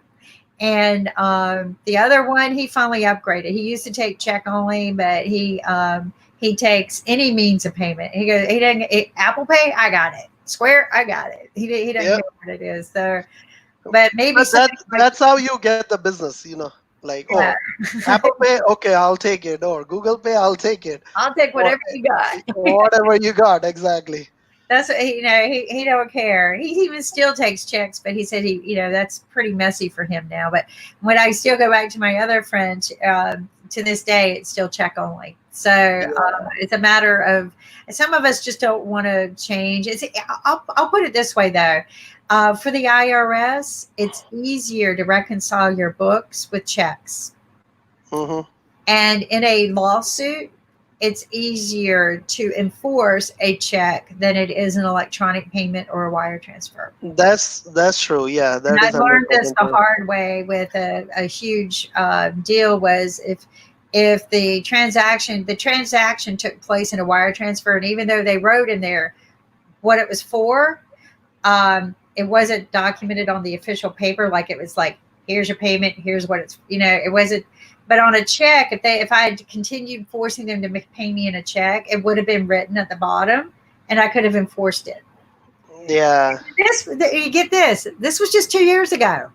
This wasn't. Mm. This wasn't 10 years ago. And so I go, you mean to tell me the court will not accept this? But that's like on the They don't. dispute time, like winning or losing the battle, right? It's important how you initiate that transaction, right? And what the security measures you have. Obviously, like check, you have signatures, you have numbers, you have personalized check, a lot of other information. What is that for, and other things. Yeah. But now, nobody has that much time to write. No. Nobody has that much time to go find the checkbook, tear that, write it down, and all that. People just like open the phone on Venmo, I'll transfer the money, and boom, boom. It's just like within like couple of clicks, the money goes from my account to your account, and that is what exactly advanced. So I agree, like, how to initiate that transaction is the most important thing. Well, and I think that too, good documentation. So one of the things, maybe if I start working with you, when I start building, because I'm going to need a means of accepting payment transactions when I launch my new business, right? Mm-hmm. So I'm still going to do Money Masters and IBMTV, don't worry. But this has been something that's been long waiting. It's my patent, and I'm getting together a new team, and we are going to be hitting the runway, right? So, but when I hit the runway, I need to accept payment. So one of the things I'm going to do is work with you on when we get the payments, how we get it documented as the payment transactions happen, so that everyone's protected, not one sided, but everyone, right? Definitely, we can talk about it. For taxes too. A lot of people don't understand. That's a big sore thumb for me. Is that if you have all the right documentation and it's processed right, you only have to push a button once. Right now, I'm having to hand key in a lot of transactions for tax audit because nothing just transfers over, right? And nothing's done in a great, even though they do good category, the IRS goes, oh, I don't like it this way. I want it this way. So I'm having to hand key everything and transfer. So one of the things I'm going to do is automate. I'm going to work with you guys, and hopefully we can customize and make it easy for everyone, and we're going to do that. And so I am going to become one of your customers when we fly our next plane. That's perfect. Yeah. Well, it's going to be a big plane. So, I'm on it. Passengers. We're going to have a lot of passengers on this plane. So, I'm definitely we can definitely discuss and help you in any way that. And as we build, maybe we can record it and share the information on how it's done with people, right? Because everything that we're about on IBM TV, and you'll hear us every once in a while talk about our little problems that we're having and how we're solving them. And the reason is I want people to know not everything's perfect backstage. Mm-hmm. Right? Not everything's perfect in a business. And you're going to hear us talking point blank. Oh, yeah, we got to go meet with the attorneys today because we got to do this.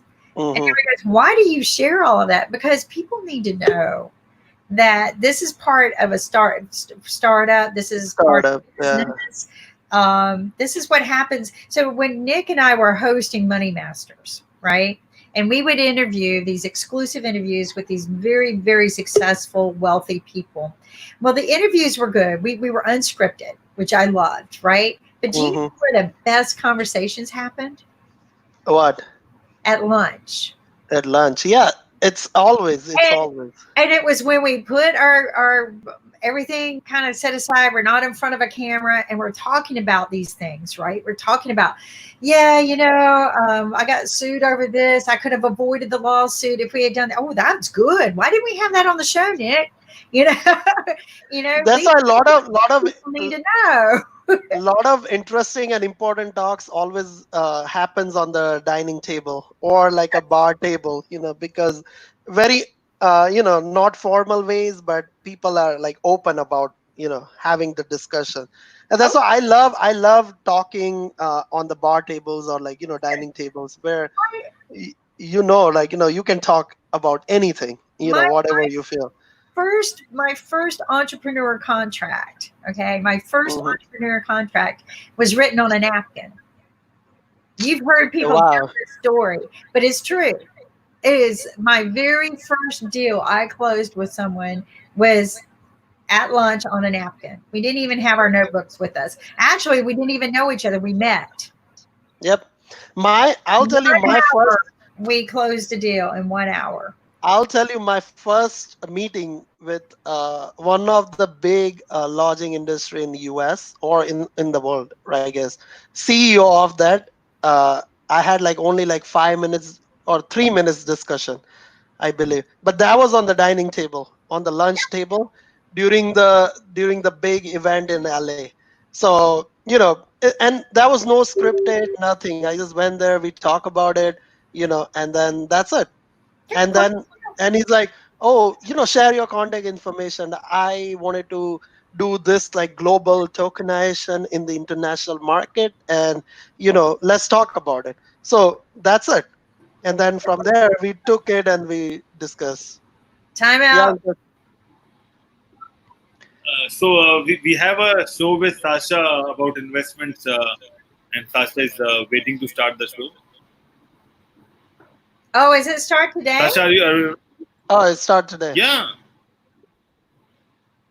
Am I be there or Sasha, no? are you ready to go? Would you mind if Kato? It's up to Sasha. It's up to Sasha. Would you mind if we sit around? I'm going to sit in backstage, but because I want to just hear everything up front and then text in my questions on the comment sector so I can post them. But Kito, is it okay if we sit in? Sasha, How do you want to do this, Sasha? I have a other meeting to jump on, but Will you watch us and text us? yeah, I can watch live, on my phone. Yeah, You can dial back in on backstage too. sure. Yeah. But Okay. is there like anything regarding me? Just shoot me a message or something. Then I'll definitely. Okay. Yeah. And maybe you can help us come up with ideas for payment transactions. So Sounds good. Yeah. all right. Well, Katol, I'm excited about moving forward with some of these ideas and then doing a class next week on payment transactions. That sounds good. Yeah. Thank you, guys. Thank you, Star. Thank Enjoy. you. Thank you, Ketu. Thank you. He's so energizing, right? He's just. Yes, Sasha. Hi, Sasha. Hi. So, how would you like to get started? Starting our first. I think we created modern investing with Sasha. Yes, Sasha. I think we created some video with sound yesterday. Is that available? Let me see. Is Win around to?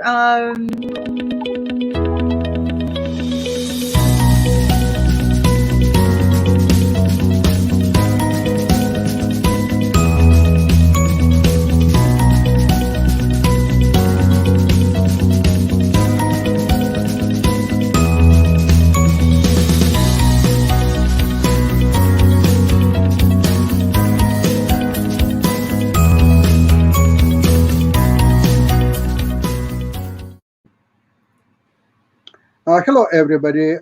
We are about to start our investment show. Sorry about that. Okay. We start this investment show actually on Wednesday when there is a startup show on schedule. And it's very interesting to compare investments to startups. Basically, investment, and I'm talking about primarily stock and derivative investment. Derivative, I'll explain very soon. It's basically instruments that derive from stocks. So if you have a stock, and then, so when you are buying stock, you're buying a piece of the company, even if it's 1 billionth share of a company, but you still own a small piece of a company. Derivatives are what derives from stock. You don't own anything. What you own is the financial instrument that can appreciate or depreciate in price, depends what instrument we are talking about. What's talking about startup? So people have different ideas that they would like to do. They would like to start business. Most likely, they will have to invest some money. They will have to market this business. They need inventory, most likely, to sell. They have to market whatever product they're selling. They have to hire people. They probably have to rent an office space or do it from home. And once, even if they are successful, it's becoming some kind of a routine where they have to watch inventory, try to increase their sales, fire people who are not fulfilling their promises or obligations, and then find new people. And after a couple of years, it's becoming just a routine, which you'll be lucky to sell to somebody and just run away from it all. Our stock market is a peculiar animal. It's always existed, at least for the last 300 years. Probably it will exist for another 7,000 years. It's always available. It's always there. It's there now as we speak, and I'm watching some of my investments from time to time. It will be there tomorrow. It will be there next week, next month, and even next year. So we really have to, you need two things. You have to have a talent to be successful stock market investor. Absolutely. You need an aptitude for doing that. People who have both, they are going to be successful, very much successful. Some of them will be extremely successful beyond any reaches. Some of them will do well enough to satisfy all their needs, their family. Now, because I don't know my audience, I don't know really where they are, who they are, what their talents, aptitudes. It's a guess game on my part. But I'll do my best, and I'll hope, I really do hope that people get something interesting to themselves. If nothing else, just enjoy yourself, and maybe you get some useful information. Now, let me just tell you that I'm not a registered representative of any kind. I'm not working for anybody at all. I'm independent investor,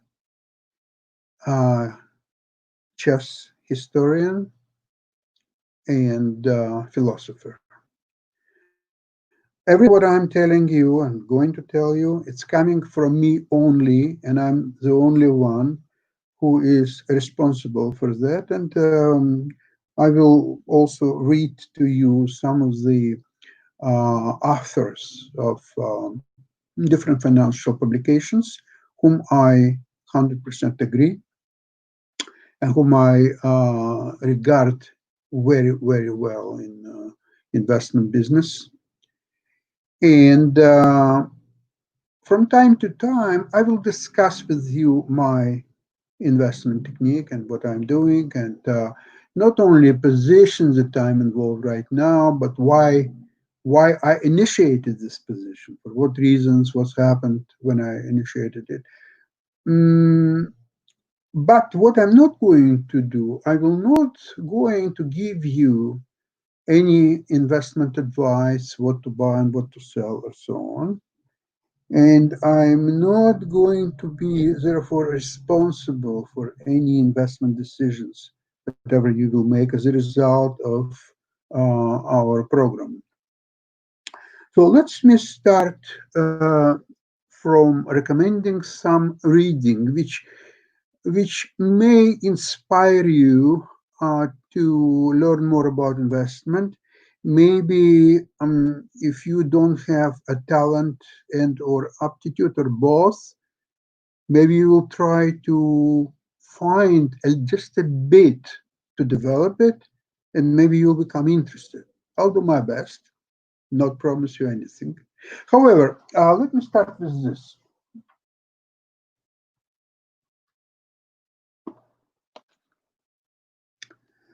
This is a book by the name Reminiscences of a Stock Operator by Edwin Lefebvre.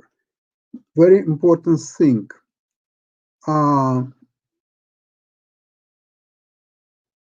Annotated edition by John Markman. Not only that, it also has a preface, which was written by, or should I say, forward, which was written by no other person as Paul Tudor Jones, his chairman and chief executive of Tudor Investment Corporation. Supposedly, he is probably the most successful stock and futures investor of all time. Arguably, okay, maybe some people would consider John Buffett or Warren Buffett, sorry. However, just a couple of days ago, I saw on CNBC clips about a day trader who claims that he is many times more successful than Warren Buffett, and how much money he's making, and it's kind of refreshing to hear something like that, even if you disagree with that. But the well-known strategy of holding your stocks forever, like Warren Buffett did most of his life, with Coca-Cola and with American Express and so on, I don't think that it really works in today's markets. I will later tell you why. However, what I'd like to do, I'd like to read you foreword by Paul Tudor Jones. Here's what he wrote. I first read Reminiscences in 1976. So we're talking about 44 years ago. It was given to me by my first boss at the most important book I could read. It resonated with me on a variety of levels. First, Livermore started with but a few coins in his pocket, and as a relatively penniless 21-year-old, when I first read it, it was both reassuring and hopeful. His stories of making millions hobnobbing with other great financiers and stock market operators, trading from a yacht, and deftly maneuvering through the great commodity and stock corners of the day was the financial equivalent of sex, drugs, and rock and roll to a young man at the advent of his financial career. Secondly, his facility with numbers was very familiar to mine, very similar to mine. It was as if he spoke straight to my soul in this regard. Finally, probably the greatest message I took away from the first read had to do with understanding price action. There are times when every market has a story to tell, and you have to train yourself to be both a great observer and listener, or you will be too late to enjoy the full story that will be told. I have read the books countless times in my career, and I cannot remember a single time when I haven't discovered something new. As I was reading it again for umpteenth time, I noticed on page 3, it reads that Livingstone used to journal both the determination of probable price movements as well as a sorted record of my hits and misses. I have been doing this semi-religiously for the most of the past 3 decades, and I always thought it was my own invention. Over the years, I guess I deluded myself into taking credit for a brilliant practice integral to my success by conveniently forgetting the inventor. And this points to why this book is so important to me and why anyone looking to take up trading as a profession should read and study it. It is a textbook for speculation. Indeed, I had a copy of every new trader to have, regardless of his or her considerable experience. I'm always looking for the next Jesse Livermore. This is what wrote Paul Tudor Jones. I don't think anybody can argue with the words of wisdom from a great investor and speculator and trader. Now, let's speak about a little bit about investing, speculation, trading, gambling, and all that stuff. Sometimes people have different meanings of that. But let's talk about investing. What is actually investing? Why are we talking about that? Investing means that you would like acquire a piece of property, shares in the stock market, or a piece of art, or just anything that you believe will grow in value in next foreseeable future. It could be 25 years, it could be 2.5 years, it could be 2.5 hours. Depends. If you bought a picture and you pay $10,000 and you're living auction house and somebody offers you on a spot $15,000 with that, some people will decline, some people will sell it right on the spot. So they will generate 50% investment profits in a matter of a couple of hours. It's not so bad, not so bad. So let's see, if you bought a stock, shares of, I recently purchased some General Electric, not that it's a great company, but I thought that there is some potential maybe to appreciate a little bit in value. So let's see, if I paid $6.50 a share, and half an hour later somebody will pay me $7. You know what? I probably will sell. It's very quick profit, about 8%, 8.5 for a couple of hours. I think I'll take it. Yeah. Some people would prefer to hold on longer to that. I immediately have to notice that never ever get married to your stocks. The stocks are to be bought and sold. There is no mystery to it. It's a faceless piece of a company. You have nothing to do with the business of that company. You don't love that business. You shouldn't ever thinking about that, because it will ruin your profitability, and you have to have a very, very open mind. That includes another thing. Don't trust nobody. All the financial publications, your television shows, it's a bits and pieces of noise that you can listen to. You can use for your own judgment what to do with this noise and this bits and pieces of information. But it's your money, and only you can make decisions and should make decisions what to do, what to buy, what to sell, and you are the only one responsible for your decisions. That's what makes a very interesting bridge from investments, from stock market to chess, because chess is always a game where you are fully 100% responsible for your decisions, for choice of moves, and ultimately for result of the game. So if you lose a game of chess where you see the board just as your opponent, and you have all information similar to your opponent, yet you overlook something or you didn't see something, and you lost. 100% responsible. So If that's the case, that's even more so in a stock market.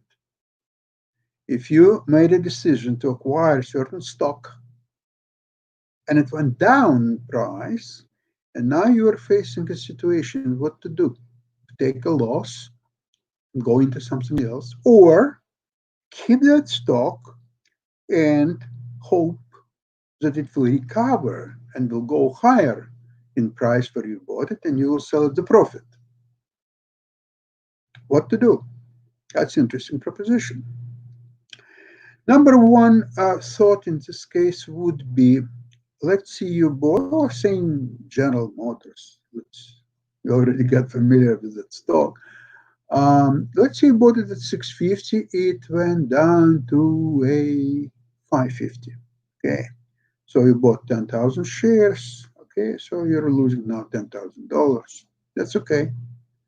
Now, let's see if you didn't initiate this position and you're looking at the stock, General Motors, and it's 550. Would you buy that stock today at 550? What are the reasons for you to do so? If you find good reasons to buy stock today at 550 and you believe that it will be eventually a winner, and you are satisfied with fundamentals and with trading patterns and financial conditions of economy and everything else, maybe it's not so bad to buy it at 550. If that's the case, then keep the stock, don't sell it. So you have $10,000 of paper loss. It's still paper loss until you realize that and sold it. So you still keep it. If you have a reason to purchase more shares and you have possibility to do so, maybe it's a good strategy even to acquire another 10,000 shares now at 550. So your average is now $6. But only in the case that you found appealing reasons to purchase more shares, or not even more shares, just simply, let's say you have none of any shares of General Motors, General Electric, and, oh, by the way, maybe you should buy General Motors instead, but it's another story. Okay, so if you have General Electric, is good for you at 650 and it's still good, so it's even more appealing to you at 550. So then go and buy more shares. However, practice really tells you and me that once you get loss of 7% from your initial investment of capital into any single security, you have to sell. Unfortunately, you have to sell. So with General Electric, you should have got out of stock well before it reached 550. So you bought it at 650. So what's the 7%? 650. 650 multiplied by 7? Oh, it's what, 45? So 45 cents. So you should have been out no later than it reached $6.05 or so. But you know what? Okay, so you were not fast enough. So you sold it at $6. That's what you should have done. So now at 550, okay, you can jump in again, only if you believe that it's now a good or better investment. Now, let's discuss the first, second, and third rules of investment. It is preservation of capital. Rule number one. Rule number two, preservation of capital. Rule number three, preservation of capital. That's the only thing what you care. You can't lose money. It's impossible for you to lose money. So what you have to do not to lose money? You have to be extremely cautious about initiating new positions. Your choice of investment is number one qualities that you might possess. So it's choice of investment, it'll also timing of investment. So if you figured out that General Electric is a solid investment that will not lose you any money, how would you do that? What makes you so sure? Well, you read a little bit about General Electric, what it is, what it represents. Now, don't read a lot. Number one, you will not understand it anyway. Number two, even if you will read a lot and you understand everything, what will happen is that you will know just as much as all other traders. So what's your edge? There is none. Leave it to them, to professionals, to read all the information and study. Because in the long run, it means nothing. General Electric just recently, not so long ago, was probably 36, some 35, $36 a share. And today you can have easily, I think today it's trading at $7 and 20, 25, 30 cents or so. So what do people do who bought it at 35, $36 a share? They were taken to cleaners. Guess what? They lost all their capital by holding on to a stock. They fell in love with General Electric. It's a fantastic company. It's a great company. It's probably the oldest Dow Jones stock, if I'm right. Yeah, I think so. So now there is a lot of derivative instruments that you will need to learn, understand, and use it in your trading. So what's happened? What we talked about today? We talked about selection of stocks. Remember, we started with the book about Jesse Livermore, supposedly the greatest trader of all time. Now, the foreword to this book, it was annotated edition by John Markman. I followed him. He is a renowned specialist who has several slots on CNBC and many other programs. And among other things, he's writing so-called Markman reports by the name The Power Elite. I'll show you how it looks. I found it extremely useful newsletter, and in each newsletter, it's published once a month, he showcases one or two stocks which he recommends. And at the very last page of each report, he shows our elite position table, where he talks about stocks, when it was acquired, date, buy price paid, and current quote. Where is it now? Most of his investments are in plus. In plus, there is a percentage gains or so on. It's a very detailed newsletter which I'm following. Definitely helps you. It doesn't mean that I'm buying every his recommendation, but at least it gives me information to work with. And if everything's satisfactory, most of the time it is, I follow his advice. He also writes very interesting observation of the total market. Here is very interesting what he wrote just last March. Professional money managers are at it again. They're trying to shake small investors out of the stock market, writing gloomy reports, sending surrogates to flood the airwaves with misinformation about a pandemic that could be unlike anything that we have seen before. The process started in late February. Market watchers at Goldman Sachs began telling their institutional clients and investors are underestimating the potential impact of coronavirus. Peter Oppenheimer, the Goldman analyst, wrote that the corporate earnings are vulnerable because precautions to quarantine the infected are leading to widespread closures across Asia. So far, about 70. Okay, I'm not going to read the numbers because obviously they're outdated by now.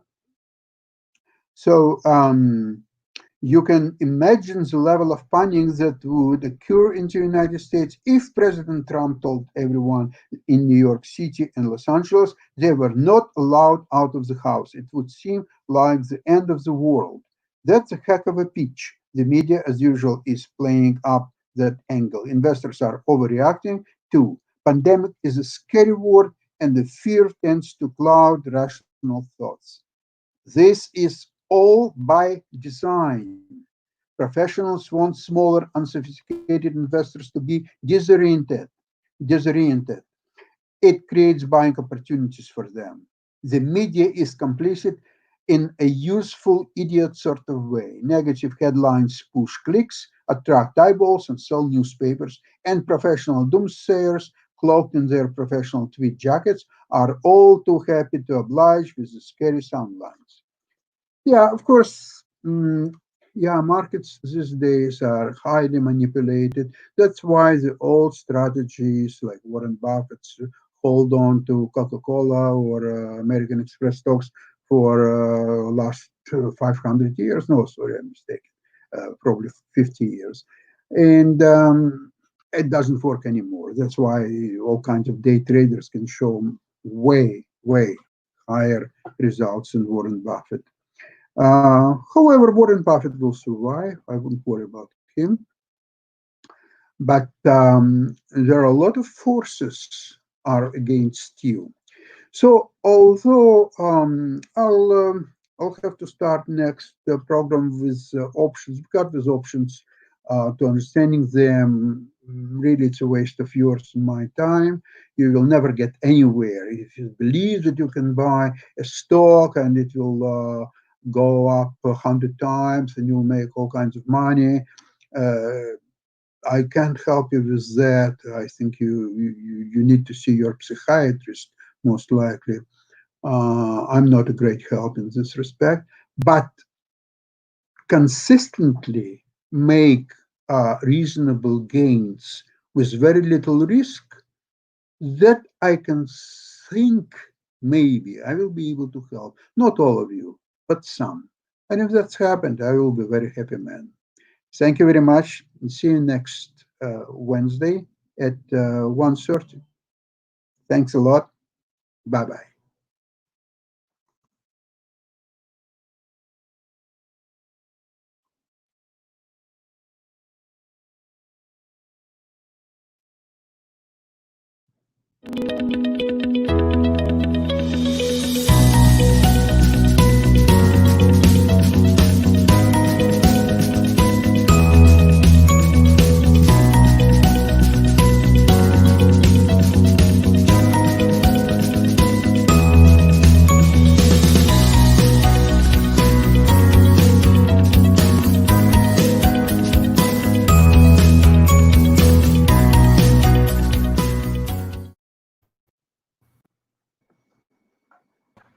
Wow. Okay, so what do you say? I love it, and I don't want it to end, and we're still broadcasting because I just want people to know how much this is a lot to learn. And we are so blessed and fortunate to have somebody of your experience willing to share the real life experience of doing this. And, the first thing we need to do is get that book, right? Do your homework and have your questions ready for Sasha next time. What do you think, Sasha? Yes, I'd love to answer any questions, whatever will come along. It's just when I was preparing to the show, I started to think how complicated it is. It's very complicated even for me. Every position that I initiated, I'm taking a lot of information and I'm studying patterns and so on. But you know what? See, the thing for me, it's not a work for me.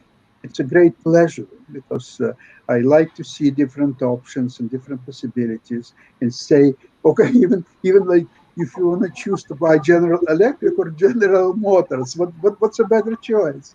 So you have to spend some time and you enjoy yourself. Okay, but then you decided, you know what? This is a garbage and that one is a garbage. So maybe you'll go into Netflix. Who needs General Motors and General Electric if you can buy Netflix? Oh, but Netflix is very expensive stock. It's like $460 a share. So then you start playing with the option strategy. So you minimize your risk. And because let's see, if you buy today Netflix at 460, okay, tomorrow is a job report. Guess what? It's a lousy job report. Where is the Netflix is going? It's going to be 430. So you bought it at 460, next day it's 430. Hello. Now what to do? Now you have to defend your position. You already know that you're losing it, but you're still hanging in. Ah, you know, I'll tell you from my experience. When you initiate position, in first 15 minutes, you already know you're winning this position or you're losing this position. Wow. There is no big problem really to see what's happening. Sasha, I think that's years of experience, right? Yes, And I think yes, yes. that's one of the things is as you do this. And one of my best friends yesterday was texting me about learning something, and he wrote the word rep. And I go, what? What do you mean rep? And he repetitions. My coach always told me the more repetitions you do, the better, more professional you get. And that's what you have to do with this, right? And the other thing I think that Sasha has made very clear, even before we started this show, is you make sure that you have money that you can risk to lose. Don't let this be your living. Like he said, what if you had a lot of money tomorrow? You take 50% and you put it aside over here, and you take the other 50% and you do something with it. So don't let this be money that you worry about losing. And it's a lot more fun, right? A lot more. Well, you see, there is a well-known strategy in the market. It's 90-10. So 90% of your portfolio should be run very conservatively, trying to achieve 10% return. So, and 10% of your portfolio is involved in the very risky instruments of your choice. You can buy options and futures and gold and sell gold. You can do basically anything what you want. So even if you lose all your money, just 10%, which most likely will happen anyway, your 90% will generate this 10% return that will replace your money that you lost. You might as well take this money, go to Las Vegas. Probably you will have better chances, by the way. Las Vegas is not so bad. But anyway, I'm talking about 10% being involved in the very risky investment, and 90% very solid, sound investments that generate a 10% profit and will replace your 10% which you foolishly lost. And the That's thing, basically a scenario. and that's what we're here to discuss all of this about in a very comfortable, non, pressure way of doing things. You're not paying for this. This is free education and free information, so that you can just relax and learn. And from somebody who's very experienced at this, and we're so thankful that Sasha's doing this. Also, let Wednesdays be a great day for you to learn about what to do with cannabis, and that's another product that's big to invest in. People were texting me today some big cannabis investments that were going on, and but we have a TV show called Weed Wednesdays, and it's all the great, wonderful things they're doing with cannabis. And I think we got to wrap up here. Don't forget to watch. Kim, before we wrap up, so I think Sasha should also write a book on stocks and how to invest. And We've secondly, talked about that. also secondly, I'll tell you. I mean, Told you. what I observe is that this is Sasha's first show, and somehow the picture where he's playing poker, both the shirts are similar. I think he's wearing the same shirt what he was wearing on the poker table. Well, you got it right. you gotta know when to hold them too, right? So when you're playing with stocks, you have to know the strategies of when to play and when to hold. And I think Sasha has got a worldly experience in managing money this way, and I think that's what we're going I think Sasha understands money. That's why he understands the stock and all those markets, because if you understand money, that itself is a lot of learning, and that comes with a lot of experience. Just one observation, Kim. Remember one thing that what you said something about investments in CBDY stock, CBD something. Mm-hmm. Yeah, that's not investment; it's a gamble. That's a gamble. Okay. So take some money that you're prepared to forget about for the next 15 and a half years and buy some CBD stock. Yeah, that's go buy some CBD and put it on your head and invest in stocks. That's but I'll tell you, Sasha, I'm investing in stocks since around 15 years or so, since I became adult. And I did it just for learning, and I still do it whenever I feel like. I'm not a very aggressive investor, but I invest in some stocks which I looked like for a long period of time. But I study the Indian market. I'm not sure about the Dow Jones, but I just follow a couple of stocks in US. It's GE and Apple and a couple of more IT companies. But I would like to know about, because my idea is to invest in a bunch of stocks around the world. It's not about the Indian market or the US market. So maybe we have top 50 stocks around different stock markets and how we can invest and be a part of it.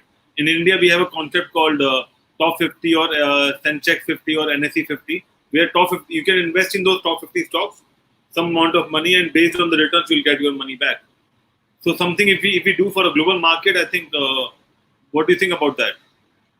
We'll do Sasha's top picks, or Sasha's top stars. I think we can work on that.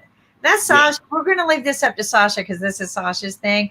But I think more and more people, they're going to want to not just do this, but maybe, kind of like what we used to do is sit around a table and talk about which ones would you actually invest in, and maybe how people get the courage to go out and invest, just like we do with startups.